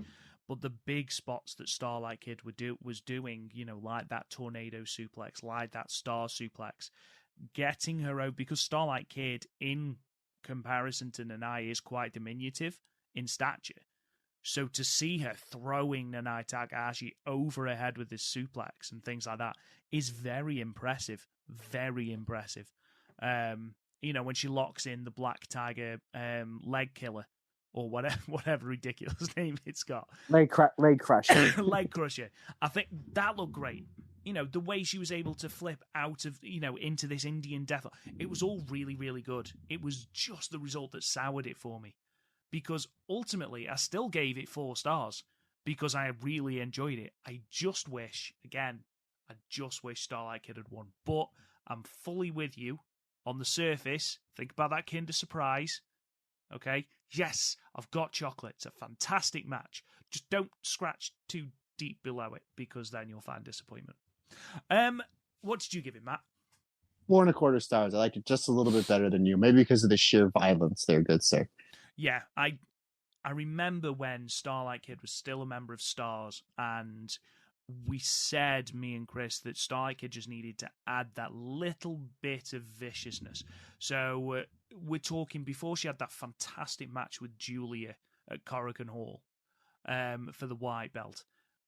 She just needed that little bit of hard hitting. She was always been very quick, very agile, very good in ring, but needed that big hook, that big power move, or those big thumping strikes. And she slowly started to incorporate that into her style. And I think turning to a weather tie and things like that, bringing in the Black Tiger pile driver, the Black Tiger leg crusher, all of that has really helped, because I do think in the next couple of years, Starlight Kid is going to be the complete package. And I don't think a single person is going to be upset when she inevitably holds the red belt, because she is going to hold the red belt, and rightly so, in my opinion.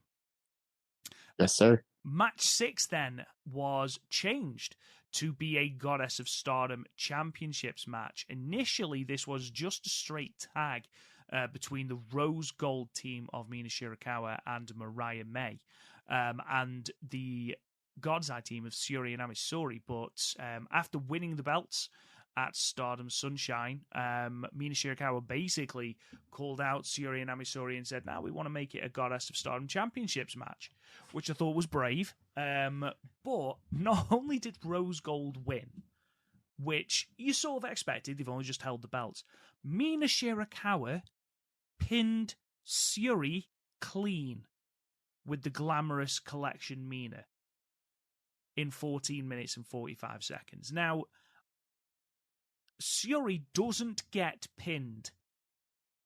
Like, ever. I don't think, and again, I could be wrong, and I'd have to go back and check, but I'm sure the only defeats that Syuri has had are via, like, over-the-top rope in Rumbles or the Cinderella tournament. That she definitely has not been pinned since Julia pinned her in December. I think you're right, buddy. I was just thinking about that, because I don't think she ate any losses in the Triangle Derby. She's not getting pinned by if anybody's going to pin her at these quote unquote Road 2 shows, you know who it's got to be. Saida, brother. Absolutely. But, no, because it's not her birthday, Matt. She won three she had 3 pinfalls on the other one. That is true. Yeah. Sorry. But I just popped myself. But I just wanted a quick message to see all the passionate Mina Shirakawa fans out there, and I'm one of them. I am one of them. I've been saying for over a year, I said on this podcast right around springtime last year, the improvement of Mina Shirakawa is definite, and it's coming, and she's only going to get better and better. And here we are. I know a lot of people are upset that she lost the Wonder of Stardom Championship as quickly as she did. I completely understand that. But a lot of again, very passionate, which I love. I love passionate people. Love passionate people, good sir. As you are one of them, as by the 84 books that you're writing. Tip of the nod to you there, sir. Can we stop the Stardom is trying to bury Mina Shirakawa? Can we? It's over, right? It's got to be over. She pinned Shuri clean as a whistle in the middle of the ring. They could have beaten Ami Sohrei. They could have done a double team thing. They could have won by count out. Could have went to a time limit draw. But Mina Shirakawa pins, in my opinion, the second greatest World of Stardom champion clean in the middle of the ring in what was an absolutely fantastic match. All four of these ladies were fantastic. Ami Sohrei came out like she had something to prove, considering the fact that I think a lot of people thought she was going to eat the L here. But her going into the 5-star, the fact that she's the one that ate the L for Rose Gold to win the tag belts, they did a great job spotlighting her, and she came out on fire, beating up Mina, getting over on MIRAI May. Then they would double team Ami a little bit. She get up on the both of them, which I thought was good. They did a great job highlighting her. But I thought the best part of the matches, though, was me. All the stuff we did with Mina and Shuri, and the way that Stardom books a lot of their tag matches is they'll have wherever the final fall is going to be, you'll get like a mini 3-4 minute match with some double teams or some breakups from time to time, and that's what we got here with Mina and Shuri. And I would not be heartbroken if we get like a 15-16 minute Mina versus Shuri match somewhere down the line, because their chemistry was fantastic here. I thought this match was great. I've been championing Rose Gold, Mina, and MIRAI. Their chemistry has come a long way in a short period of time. And I hope they get a really good run with those tag belts. Ultimately, this was great. Right up my alley. I love great tag wrestling. I had this at 4.25 stars. I enjoyed it as much as I enjoyed the last match. Yeah, I gave it 4 stars. Rose Gold are a great team. Club Venus have really, really, really improved, like in an accelerated way over the last couple of months. Mina, it cannot be overstated that Mina Shirakawa is the only person to pin Shuri clean. Now, that is leading somewhere. It has to be, because they don't just throw Shuri a pinfall loss for no reason. I mean, you could argue, yeah, they don't want Ami Sohrei losing too, but you could build a story around that. Ami Sohrei's already lost to Mina Shirakawa twice. You can build a story around that. There is a reason that Mina has pinned Shuri, and that's going to lead somewhere. You feel it. I'm with you 100%, Matt. I personally didn't agree with Mina dropping the white belt, but there's reasoning behind it. Something is going to be happening with Mina Shirakawa. I do think that the Goddess of Stardom titles are, no disrespect to the titles, I feel like they are a placeholder as Mina goes to bigger things. Because if Mina were to go for the red belt now, no one would bat an eyelid. No one at all. She already has. She went for the double title match. I don't think she's ready to win it yet. However, you keep giving her this build, you keep giving her these victories, you keep letting her cut these enthusiastic and passionate promos, she's going to get to the point where you're like, oh my God, she's ready for the red belt. And when she does get that inevitable shot, and she does win the belt, people are going to realize, oh, actually, yeah, they weren't burying her, they were just knocking her down to build her up again. Maybe. Who knows? But that's where I think it's going. Again, pinning a former red belt champion, giving Shuri her only pinfall loss in 6 months, is 7 months, actually. We're in July now. That's an astonishing feat. A really good tag match. Definitely one you should check out. And considering the fact what Julia had to do to pin her, Anka Toshi had to do Tiger Lily, how many Northern Lights bombs, and then the Julia Northern Lights bomb glorious driver. Mm-hmm. So she had to do all that to put Shuri away. But Mina Shirakawa was just like, I'm just going to use leverage. So really smart. But you did, real quick before we get to the last match, you did say that possibility the tag belts are just a placeholder for Mina. She's going to, and I know you meant that as she's going to move on to bigger and better things. I think the same thing for MIRAI May. I think the two of them will build that tag division up. We'll put better shine on the belts that are already on there. But I think the two of them are going to be doing bigger and better things somewhere either the end of the year or beginning of next year. It's almost like MIRAI May needs some sort of singles title that, I don't know, sits below the red belt and white belts, but has some sort of rule set that means that foreign talent can go for this belt, and Oh, like the European Championship. yeah, Do you think that they? almost Yeah, there like we go. that. Yeah, The WCW TV Championship. I like where you're going. yeah. I just feel like if only Stardom had got a belt that they could, I don't know, bring out of its unnecessary retirement. But they haven't, so never mind. Match 7. Wow. And I love what they did with this match. The high-speed championship match, Saki Kashima, the champion, defeats Fukigen Death with the Kishikasai in 3 minutes and 30 seconds. The reason I love this is because, and again, this might sound disrespectful, not one person was excited about this match. Not one person wanted Saki Kashima versus Fukigen Death. They didn't. Search your soul, you know it to be true.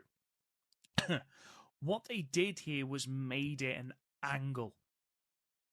And that I'm more than happy with. The match was a match. The match was a high-speed match. You know Fukigen Death, despite the gimmick, can still do these 3, 4, 5-minute matches. Saki Kashima, the same. But instead they made it about a Wedatai piling on, beating up Saki Kashima until, of all people to come to the rescue, it's the people that Saki Kashima has been most scared of. It's God's Eye. It's Shuri. And suddenly, Shuri's fighting off a Wedatai. Saki Kashima's begging for her protection, and she brings her in. Saki Kashima is a brand new member of God's Eye, which I didn't see coming in any way, but I absolutely loved this angle because it turned something that I was actively going to skip into a compulsory part of the show. And I love that. Well done, Stardom. Yeah, I mean, the match only get about 3 minutes. The whole basically was Saki trying to roll up Fukigen Death. Anytime she came close, a Wedatai interfered. Mm-hmm. And they kind of just went back and forth, and Saki rolled her up. I didn't give this match a rating just because it was too short, and I understand what they were going for. I know I wasn't getting Masao versus Kabashi here, but it obviously worked. It worked for the angle. To be honest with you, Rob, I thought that Saki Kashima would eventually go to DDM. They're kind of low on members, and plus Julia can be like, look, you're afraid of Shuri. Nobody knows Shuri better than I do. I can teach you how not to be afraid against Shuri. That's what I thought they were going to go for. But Saki Kashima was only on the market for a week before she, again, ultimately goes to the people she's most afraid of. We've been talking on this show for about a year how Saki Kashima's strikes are very underrated, and she only uses them from time to time. Obviously, she got the jumping palm strike and the kicks. And obviously, her gimmick is the high-speed stuff with the quick pinfalls.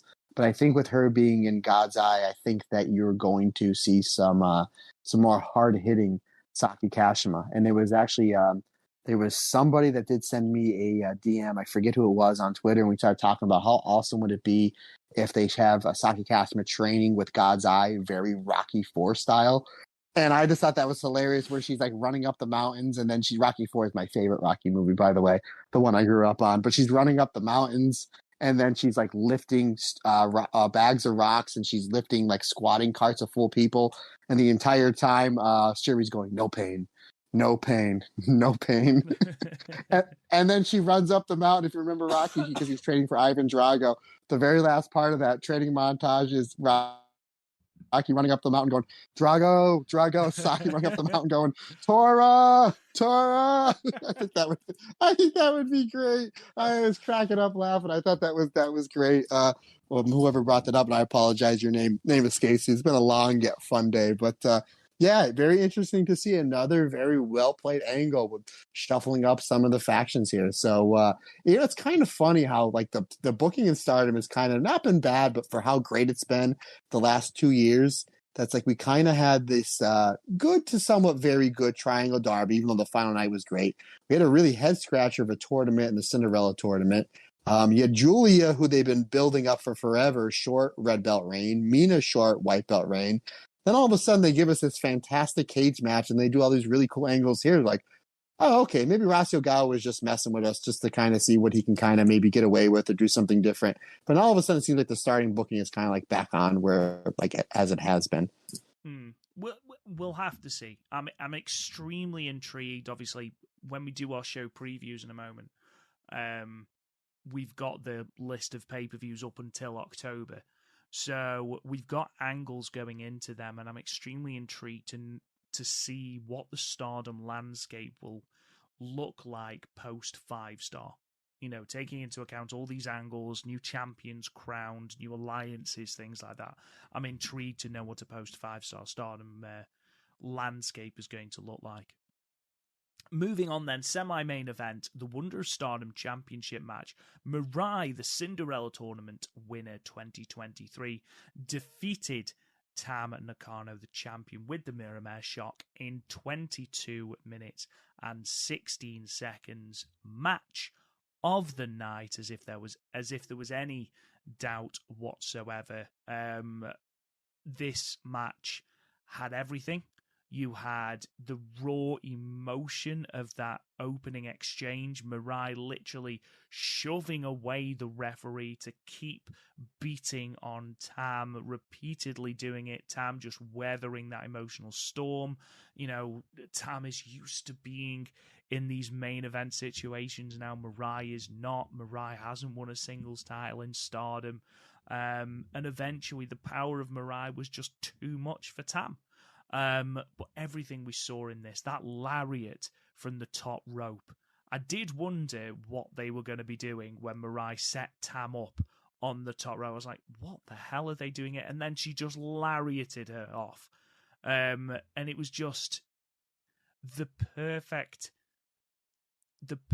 snow on the top of the mountain for MIRAI to finally get this win in a fantastic match against Tam. I can't wait to see some of the white belt matches she is going to put on, because the possibilities of a MIRAI versus a Hazuki, MIRAI versus a Suzu Suzuki, a MIRAI versus Utami, a MIRAI versus Mayu, a MIRAI versus Starlight Kid, all of these matches and many more that I have definitely missed out. Micah, which I think will 100% be happening. All of those matches, very, very exciting, and a tip of the cap to MIRAI. But again, Tam, bringing it out. This is Julia, fantastic match. Mina Shirakawa, fantastic match. MIRAI, fantastic match. Tam Nakano brings the best out of people, irrelevant of what you think of her. Thank you. Yay. I mean, the proof is in the pudding. Like, Tam is the main eventer, a bona fide main eventer who is capable of weaving these emotional narratives, these hard-hitting narratives. It does help that not only is she willing to dish out punishment, that horrible move where she'd wrapped MIRAI in the turnbuckle, like steel bits that are holding the turnbuckles in place. You know, not only is she willing to dish out these horrible, brutal moves, but she's also willing to take it as well, because the way she bumped for some of MIRAI's lariats was just unreal. And the bump she took off that Aces High towards the end, like, she even shouted to MIRAI, come on then, come on. And then MIRAI landed on it. The amount of bounce on Tam's head off the mat was unreal. But this fantastically fun match, wonderfully deserved by MIRAI. Can't wait to see what she does next.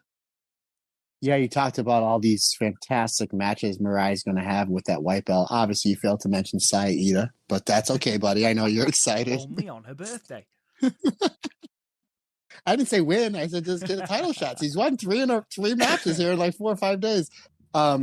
Yeah, this was terrific. Yeah, just from the brutal exchanges with the forearms as soon as the match started. And then I was getting a little worried because there was some ref abuse. And again, you know, I don't like that, but at the same time, it's a main event match, co-main event of a pay-per-view for, you know, a very prestige title. So I liked how the ref was like, gave it a little leeway, because I was like, they're both kind of abusing the ref. And then once the match really got going, then they kind of warded off. I'm like, okay, it's just bringing up the intensity, and it's basically the ref is showing like, I could disqualify you, but I'm not going to because of how important the match is. So that is where I don't mind a bending of that rule. I liked how Tam, she usually does the 2 violent shootings on the runway there. She hit the one, she went for the second one. You talked about how Tam just bumping for MIRAI she just took like a full-fledged clothesline on the ramp. Mm. So I don't know what hurt more, the clothesline from MIRAI or the bump.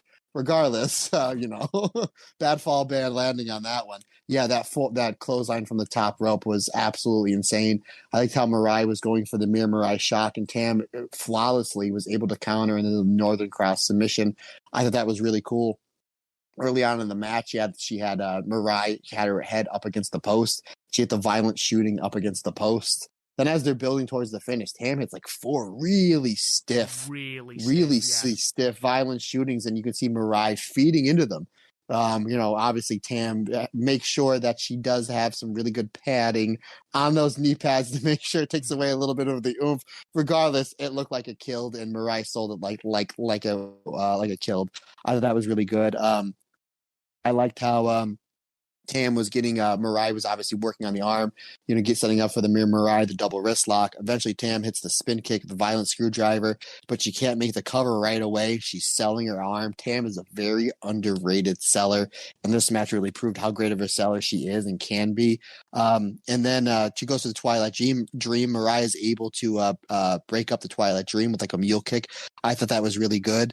She hits the MIRAI shock, but then she can't make the cover because she just took all this punishment from Tam. So that was really cool how they're hitting their big moves, but they're protecting their big moves because they can't cover right away because they're selling and putting over the previous damage done. I thought that was a really good psychology. We get an epic kicks and Larry exchange between the two. Perfect. There was some perfect. I mean, Tam bridging is like, I'm not going to say on Mayu level, but it's pretty close. Like the way she bridges on the Tiger Suplex in the Twilight Dream, just unbelievable. It reminds me when she beat Julie in the hair versus hair match, that after she pinned her with Twilight Dream and the 3 count happened, she stayed in that bridge for like 30 seconds. I'm like, really, you can go, Tam. Yeah, I'm like, that hurts the neck. God bless her. Celebrate, Tam. Come on. You finally beat Julie. You finally won the white belt. Like, yeah, get those scissors out. Brutus Beefcake. Anywho, when it comes to these big matches and these big title matches, I like it when more than one finish is hit back to back, and that's what happened here. She hit the Aces High that she used to win the Cinderella tournament this year, and then quickly went into the MIRAI shock, which as soon as she hit, I was like, I hope that's the finish because it's the perfect finish, and it sure was. I gave this 4 3/4 stars match. Out of the top of my head, other than the Saya Kamatani Wonder of Stardom Championship match from last year, this is MIRAI's best singles match I've ever seen. Yeah, it's hard to disagree, to be fair. She's had good matches, but she hasn't had that sort of breakaway main event, because she had some really good ones in the 5-star. She had a really good one with Mayu that I remember in the 5-star. I think she had a really good one with Hazuki as well. But yeah, I agree. It sort of makes sense as to why they had Tam take the white belt off Mina, because they didn't want Mina to lose it to MIRAI.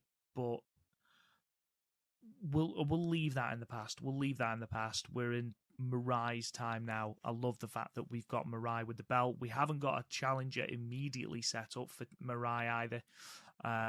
So yeah, exciting. MIRAI also managed to gain Tam's respect post-match as well, because there was a very, very clear lack of it at the start of the match from Tam, especially as MIRAI is laying in these forearms and Tam is literally just taking them and asking the referee quite politely to get her away. So I did enjoy that transition and that story and journey we went on. Overall, fantastic. 100% should have been the main event, but there we are. Where's your star rating there, good sir? I think I gave it 4 1/4. I either gave it 4 1/4 or 4.5. And I can't remember which one I gave it, and I can't find it on my match rating spreadsheet now. 4 1/4 I gave it. Thoroughly enjoyed it. Yeah, so obviously that was the semi-main, which meant that the main event was our Indian strap match between Saori Anou and Natsupoi, with Saori Anou winning in 26 minutes and 36 seconds. Now, I've seen a lot of people say that this should not have been the main event, and I happen to agree with them. I think MIRAI versus Tam should have been the main event, and the match quality also says that match should have been the main event. What I will say is 2 things before I throw to you, Matt. The first, and the most important, is that these two women put themselves through absolute hell. They tried to wrestle a normal match whilst tied together. The stuff that Natsupoi especially was trying to do whilst tied to Saori Anou, and some of the bumps that she took, literally being snapped back by this rope. Both women deserve a lot of praise. It did go too long. I think 26 and a half minutes was far too long. But also, this speaks volumes as to why we need uploads on Stardom World sooner. Because this entire feud was built off shows that we couldn't watch. I mean, especially over Golden Week. This show was announced right at the start of June. And at that point, Saori Anou and Natsupoi were having a strap match, and we'd got no idea why. And then because of the delay in actually getting the shows onto Stardom World, we were getting closer and closer and closer to this match, and we were missing half of the build. I mean, the show from the 4th of June, it took about 2 weeks to get it up. It's that this, to me, encapsulates why something needs to change in the streaming service. Because if you are building a story like this and you are expecting it to be the main event of a pay-per-view, people need to understand the story, why they're fighting, and again, the video package did a wonderful job of filling in those gaps. But if we're expected to care, and be deeply invested in a match like this, we need to know why. We need to have the reasons. And I don't feel like we had that, because we're still, even now, the 6th of July, we are still behind on Stardom uploads. I think the 1st of July show from Tokugawa has gone up today, and that's the final show. They finally cleared the backlog. At one point, they were nearly a month behind. And that just isn't good enough when you are building to a match like this. Now, I might be speaking completely out of turn, but to me, it did ruin a little bit of this match. I do want to go on record and say that both these women put themselves through absolute hell for this match and did a fantastic job. There was just something missing, Matt. Yeah, I think combination of maybe went a little bit too long. I think some of the rules were a little, because you see different strap matches. You see the one where it's just the straight pinfall. You see the one where it's touching 4 corners. This was both. You had to get a fall, and then you had to touch 4 corners. So I think there's a little bit of lost translation there. I think the biggest thing this match suffered from, and I thought the match was great. I give it 4 stars. To me, the biggest negative is that it had to follow the Tam versus MIRAI match. I will probably go back sometime soon and watch this match as its own separate thing and maybe have a different opinion. But when you have to follow just what we knew was good, we knew Tam and MIRAI was going to be great. And I think it either hit or exceeded most of our expectations. But yeah, I mean, you got to give credit where credit's due. These two ladies absolutely destroyed each other. I think one of the reasons why they wanted to put this on last is because they wanted to see what a gimmick match would do. And the fact that Saori Anou's first singles match back in Stardom, it's the main event of a pay-per-view where they did over 1,300 people. So they clearly have big plans for her. And again, I would not be shocked at all if we see her as a contender to go to the finals in the final night or actually even win her block, because they're very high on her, rightfully so.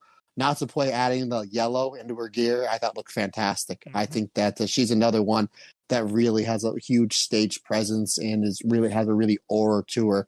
And, that just speaks volumes, just how fantastic Natsupoi is. Yeah, but they beat the ever-living crap out of each other with the strap, as you can see as the match was over. You can see the welts all over the two of their bodies. You got to give it to both these two ladies. They did give it 110%. Again, shave off maybe 4 or 5 minutes, maybe put this as the co-main event. Maybe it maybe would have gotten over a little bit more, but you cannot, take away an ounce of effort that these two ladies gave us. Again, I mean, they really, really went out there and put on a show. Overall, really good match. And boy, I thought it was really funny. You had the promo afterwards. Tam just lost the white belt. yet she gets the main event post-match promo. Amazing. Like, Amazing. Holy Tam, I thought that was great. I was like, it's like a lot of the people are like, okay, Tam finally lost and is splitting up the belts, which I'm the biggest Tam fan in the world. I'm all for the splitting of the belts because you have an absolute stacked roster. You don't want to put the belts just on one person. We talked about that before. But I'm like, oh, and it was a great match. Tam did the honors the best way possible. A great match. And then she comes out the very next match a half an hour later. It's like, yeah, I'm going to do the promo afterwards to end the show. It's great.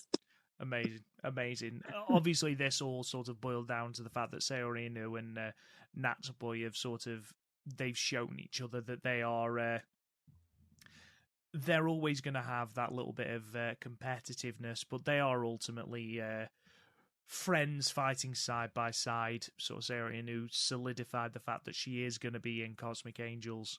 There isn't going to be a turn. So, I mean, I gave it 3.5.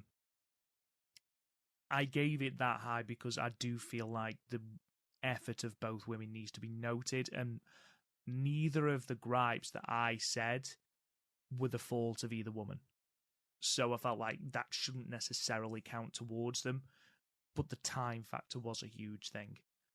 I think you're absolutely right, Matt. You shave 4 or 5 minutes off this, stick it in the semi-main as opposed to the main, and you have a very different conversation about this match. But ultimately, I think the wrong match main evented. Obviously, it's a gimmick match, and Stardom are introducing more gimmick matches. We've had the cage matches, we've had ladder matches, and now Indian strap matches.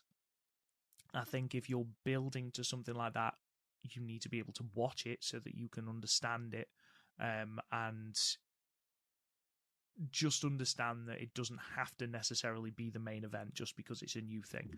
But that being said, I was fairly negative about this card when they first announced it, simply because I thought that it was a fairly underwhelming card. And I think both of us said that it didn't stack up next to the card from last year, which I believe was Syuri and Momo in the main event. Yes, and Saya versus Starlight Kid in the co-main event, and the Natsupoi turn before that. So I was like, holy jeez. Exactly. And though this show, in my opinion, still didn't quite stack up to the 2022 version of this show certainly surpassed my expectations. The Wonder of Stardom Championship match, absolutely go and check out. Absolutely go and check out. The Passion Injection match, again, really, really, really good match. The Goddess of Stardom Championships match, again, Rose Gold proved that they are a very, very good team and are constantly improving. Even the angle with Saki Kashima and Fukigen Death is, it's worth watching. And again, the Indian strap match, it's not a bad match. It's not a bad match. Overall, the show surpassed my expectations. I enjoyed watching it, really enjoyed it. So yeah, overall, a win is a win, as they say. So, in terms of where we're going from now, the 5-star Grand Prix obviously starts July 23rd and runs all the way through to September 30th. We are going to have, obviously, shows every week covering all of those matches, but it wouldn't be Stardom without throwing random pay-per-views into the middle of a tournament. So, during that 5-star, we have got... What a jab. That's awesome. You're the best. You're the best, brother. I love you so much. Go ahead. Thanks, man. We've got 3 in between. Now, obviously, we've got New Blood 10, which is August 18th. I'm assuming that will just be streamed on YouTube. But before that, on August 13th, we have got Stardom X Stardom 2023, Osaka Summer Team. That's going to be at Osaka Prefectural Gymnasium. And then a week later, we have got the MidSummer Festival on August 19th at Ota City General Gymnasium. So we've got 2 pay-per-views in a week in August, smack dab in the middle of the 5-star.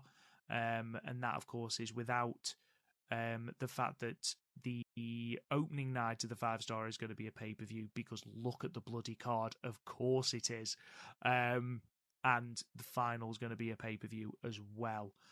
We've also got, as was announced during this show, 2 more pay-per-views. The Dream Tag Festival, which is going to run on September the 10th from Yokohama Budokan. And that is where Stardom fans can go onto a website that you can actually vote for random tag teams to face off against each other. It's an interesting concept and one that's going to come up with some really weird and wonderful tag team partnerships. So I'm looking forward to that. Did you vote, Rob? What's my vote, or have I voted? Have you voted, sir? I haven't as of yet. I'm going to, though. Would you like to know who I voted for, sir? You have voted. I am intrigued. Go on, do tell. My number. There's a lot of great combinations. A lot of people tweeted me at and DM me. And thank you. I love talking to the friends and family of the Stardom cast. But there's a lot of really cool combinations. My number one combination, Shuri and Hazuki. I mean, come on, right? Kairi and Utami. Yes. And as if you can't get any more violent, Suzu Suzuki and Momo Watanabe. Oh my God. Jesus wept. Can you imagine that as a match, a 3-way match? Good Christ. I win. The fans win. After that, just 2 days before the final of the 5-star, we've got the New Blood 11, September 28th, 2023. And the pay-per-view for October, or one of them, is going to be the Nagoya Golden Fight. And that's going to be in Aichi. Of course, Nagoya is Tam's home prefecture, so you would assume that that is going to see a red belt title defense. I just briefly want to see who is in Tam's block just before we sign off, because I am aware it's gone over 2 hours again. Sorry, guys. It's almost midnight Rob's time. It's almost technically Friday. God bless him. I know. Just looking at that block. I mean, Jesus, it could quite literally be anyone. I mean, you've got Natsupoi, Syuri, Hazuki, Suzu Suzuki, Saya Kamatani, Starlight Kid, Mayu Iwatani. It could literally be any one of those people beating Tam in the 5-star and calling their shot for that Nagoya pay-per-view. I'm going to go Starlight Kid. I think Starlight Kid beats Tam, goes for the red belt in Nagoya, and I don't think anyone will be disappointed with that. Mayu. It's going to be Mayu. You said that with such confidence. It's 100% going to be Mayu. I know. I'm in it's the know. Mayu. I think that's a match that they're going to do, and they're going to have a pay-per-view main event where Tam finally gets a big win over Mayu, and it's going to build Tam up more for Dream Queendom. I think that's where they're going to go. And if they don't, I don't care, because Stardom's awesome. I mean, you are forgetting one thing, Matt, and that is just the start of October. I imagine there's going to be another 4 pay-per-views in October, so I wouldn't worry. Saida. There's a Saida match. Oh, my God. Absolutely. So that just about brings us to the end of our podcast. A little bit of programming information. So next week, we are going to be talking about Stardom in Fuji in Shizuoka. We're also going to be talking about the Korakuen show that is happening on the 9th, which will feature another generational struggle elimination match with Julia, Syuri, Tam, and Mayu versus Saya Kamatani, MIRAI, Maika, and Suzu Suzuki. Yep. That's going to be very, very good. So we'll be reviewing that as well. And if it is out in time, the start of the Stardom Summer North Tour, which is going to be taking place from Hokkaido, we'll also have a look at that. That will be releasing on the 13th of July for patrons, 14th for our free podcast listeners, and then obviously the week after that, the 20th and 21st, that's going to be our huge Stardom 5-star preview, which I'm very, very excited for. So we're doing a Stardom preview the same. It'll be the same episode as my Utami live in person show review, folks. The show keeps getting even bigger, and Rob just mentioned that we're doing Stardom and Mr. Fuji, so I'm excited about that too. Absolutely. Why the hell not? Ladies and gentlemen, thank you so much for listening. I do understand that it was late for our Patreon members. I apologize. It was it was needed. I'm sorry. It was a case of I just needed to have another day. So hopefully you've enjoyed our bumper episode. And thank you so much to everyone that has supported us, whether it is on Patreon, whether it is on social media, whether it's just listening, subscribing to the podcast. We can't thank you enough. If you haven't already, please leave us a 5-star review on your podcast app of your choice, whether that is Apple Podcasts, Spotify, or Google Podcasts. We are literally everywhere. It really does help the podcast out. We can't thank you enough for your support. Fans on social media, whatever that social media may be. I mean, good God, it seems that every day a new Twitter alternative comes out, and apparently they're all as bad as each other. So we'll stay on Twitter for now, at the Stardom Cast. Don't forget to subscribe to our YouTube channel as well, at the Stardom Cast. If for some reason you want to talk to me, I'm at Real Rob Goodwin. Matt, sign us off, good sir. Rob Goodwin, absolute trooper, sir. And yes, thanks everybody for your patience in the episode being a day late. I hope it was worth it, because I thought we did fantastic. And Rob, way to tough it out. You are a trooper. So you are Bruce Dickinson. You are the Iron Maiden. I will take that, my friend. You are the trooper, my friend. If you guys want to get a hold of me on social media, Twitter and the Instagram is the best way to get a hold of me. Matt Turner OF on both those handles. You want to shoot me an email instead? That is fine. The StardomCast22@gmail.com is the best way to get a hold of me via email. Once again, folks, we cannot say thank you enough for the phenomenal support. It means the world to us. We can't do this without you. Like I always say, just not my podcast. It's our podcast, because we're all together. Everybody's different. Everybody's special.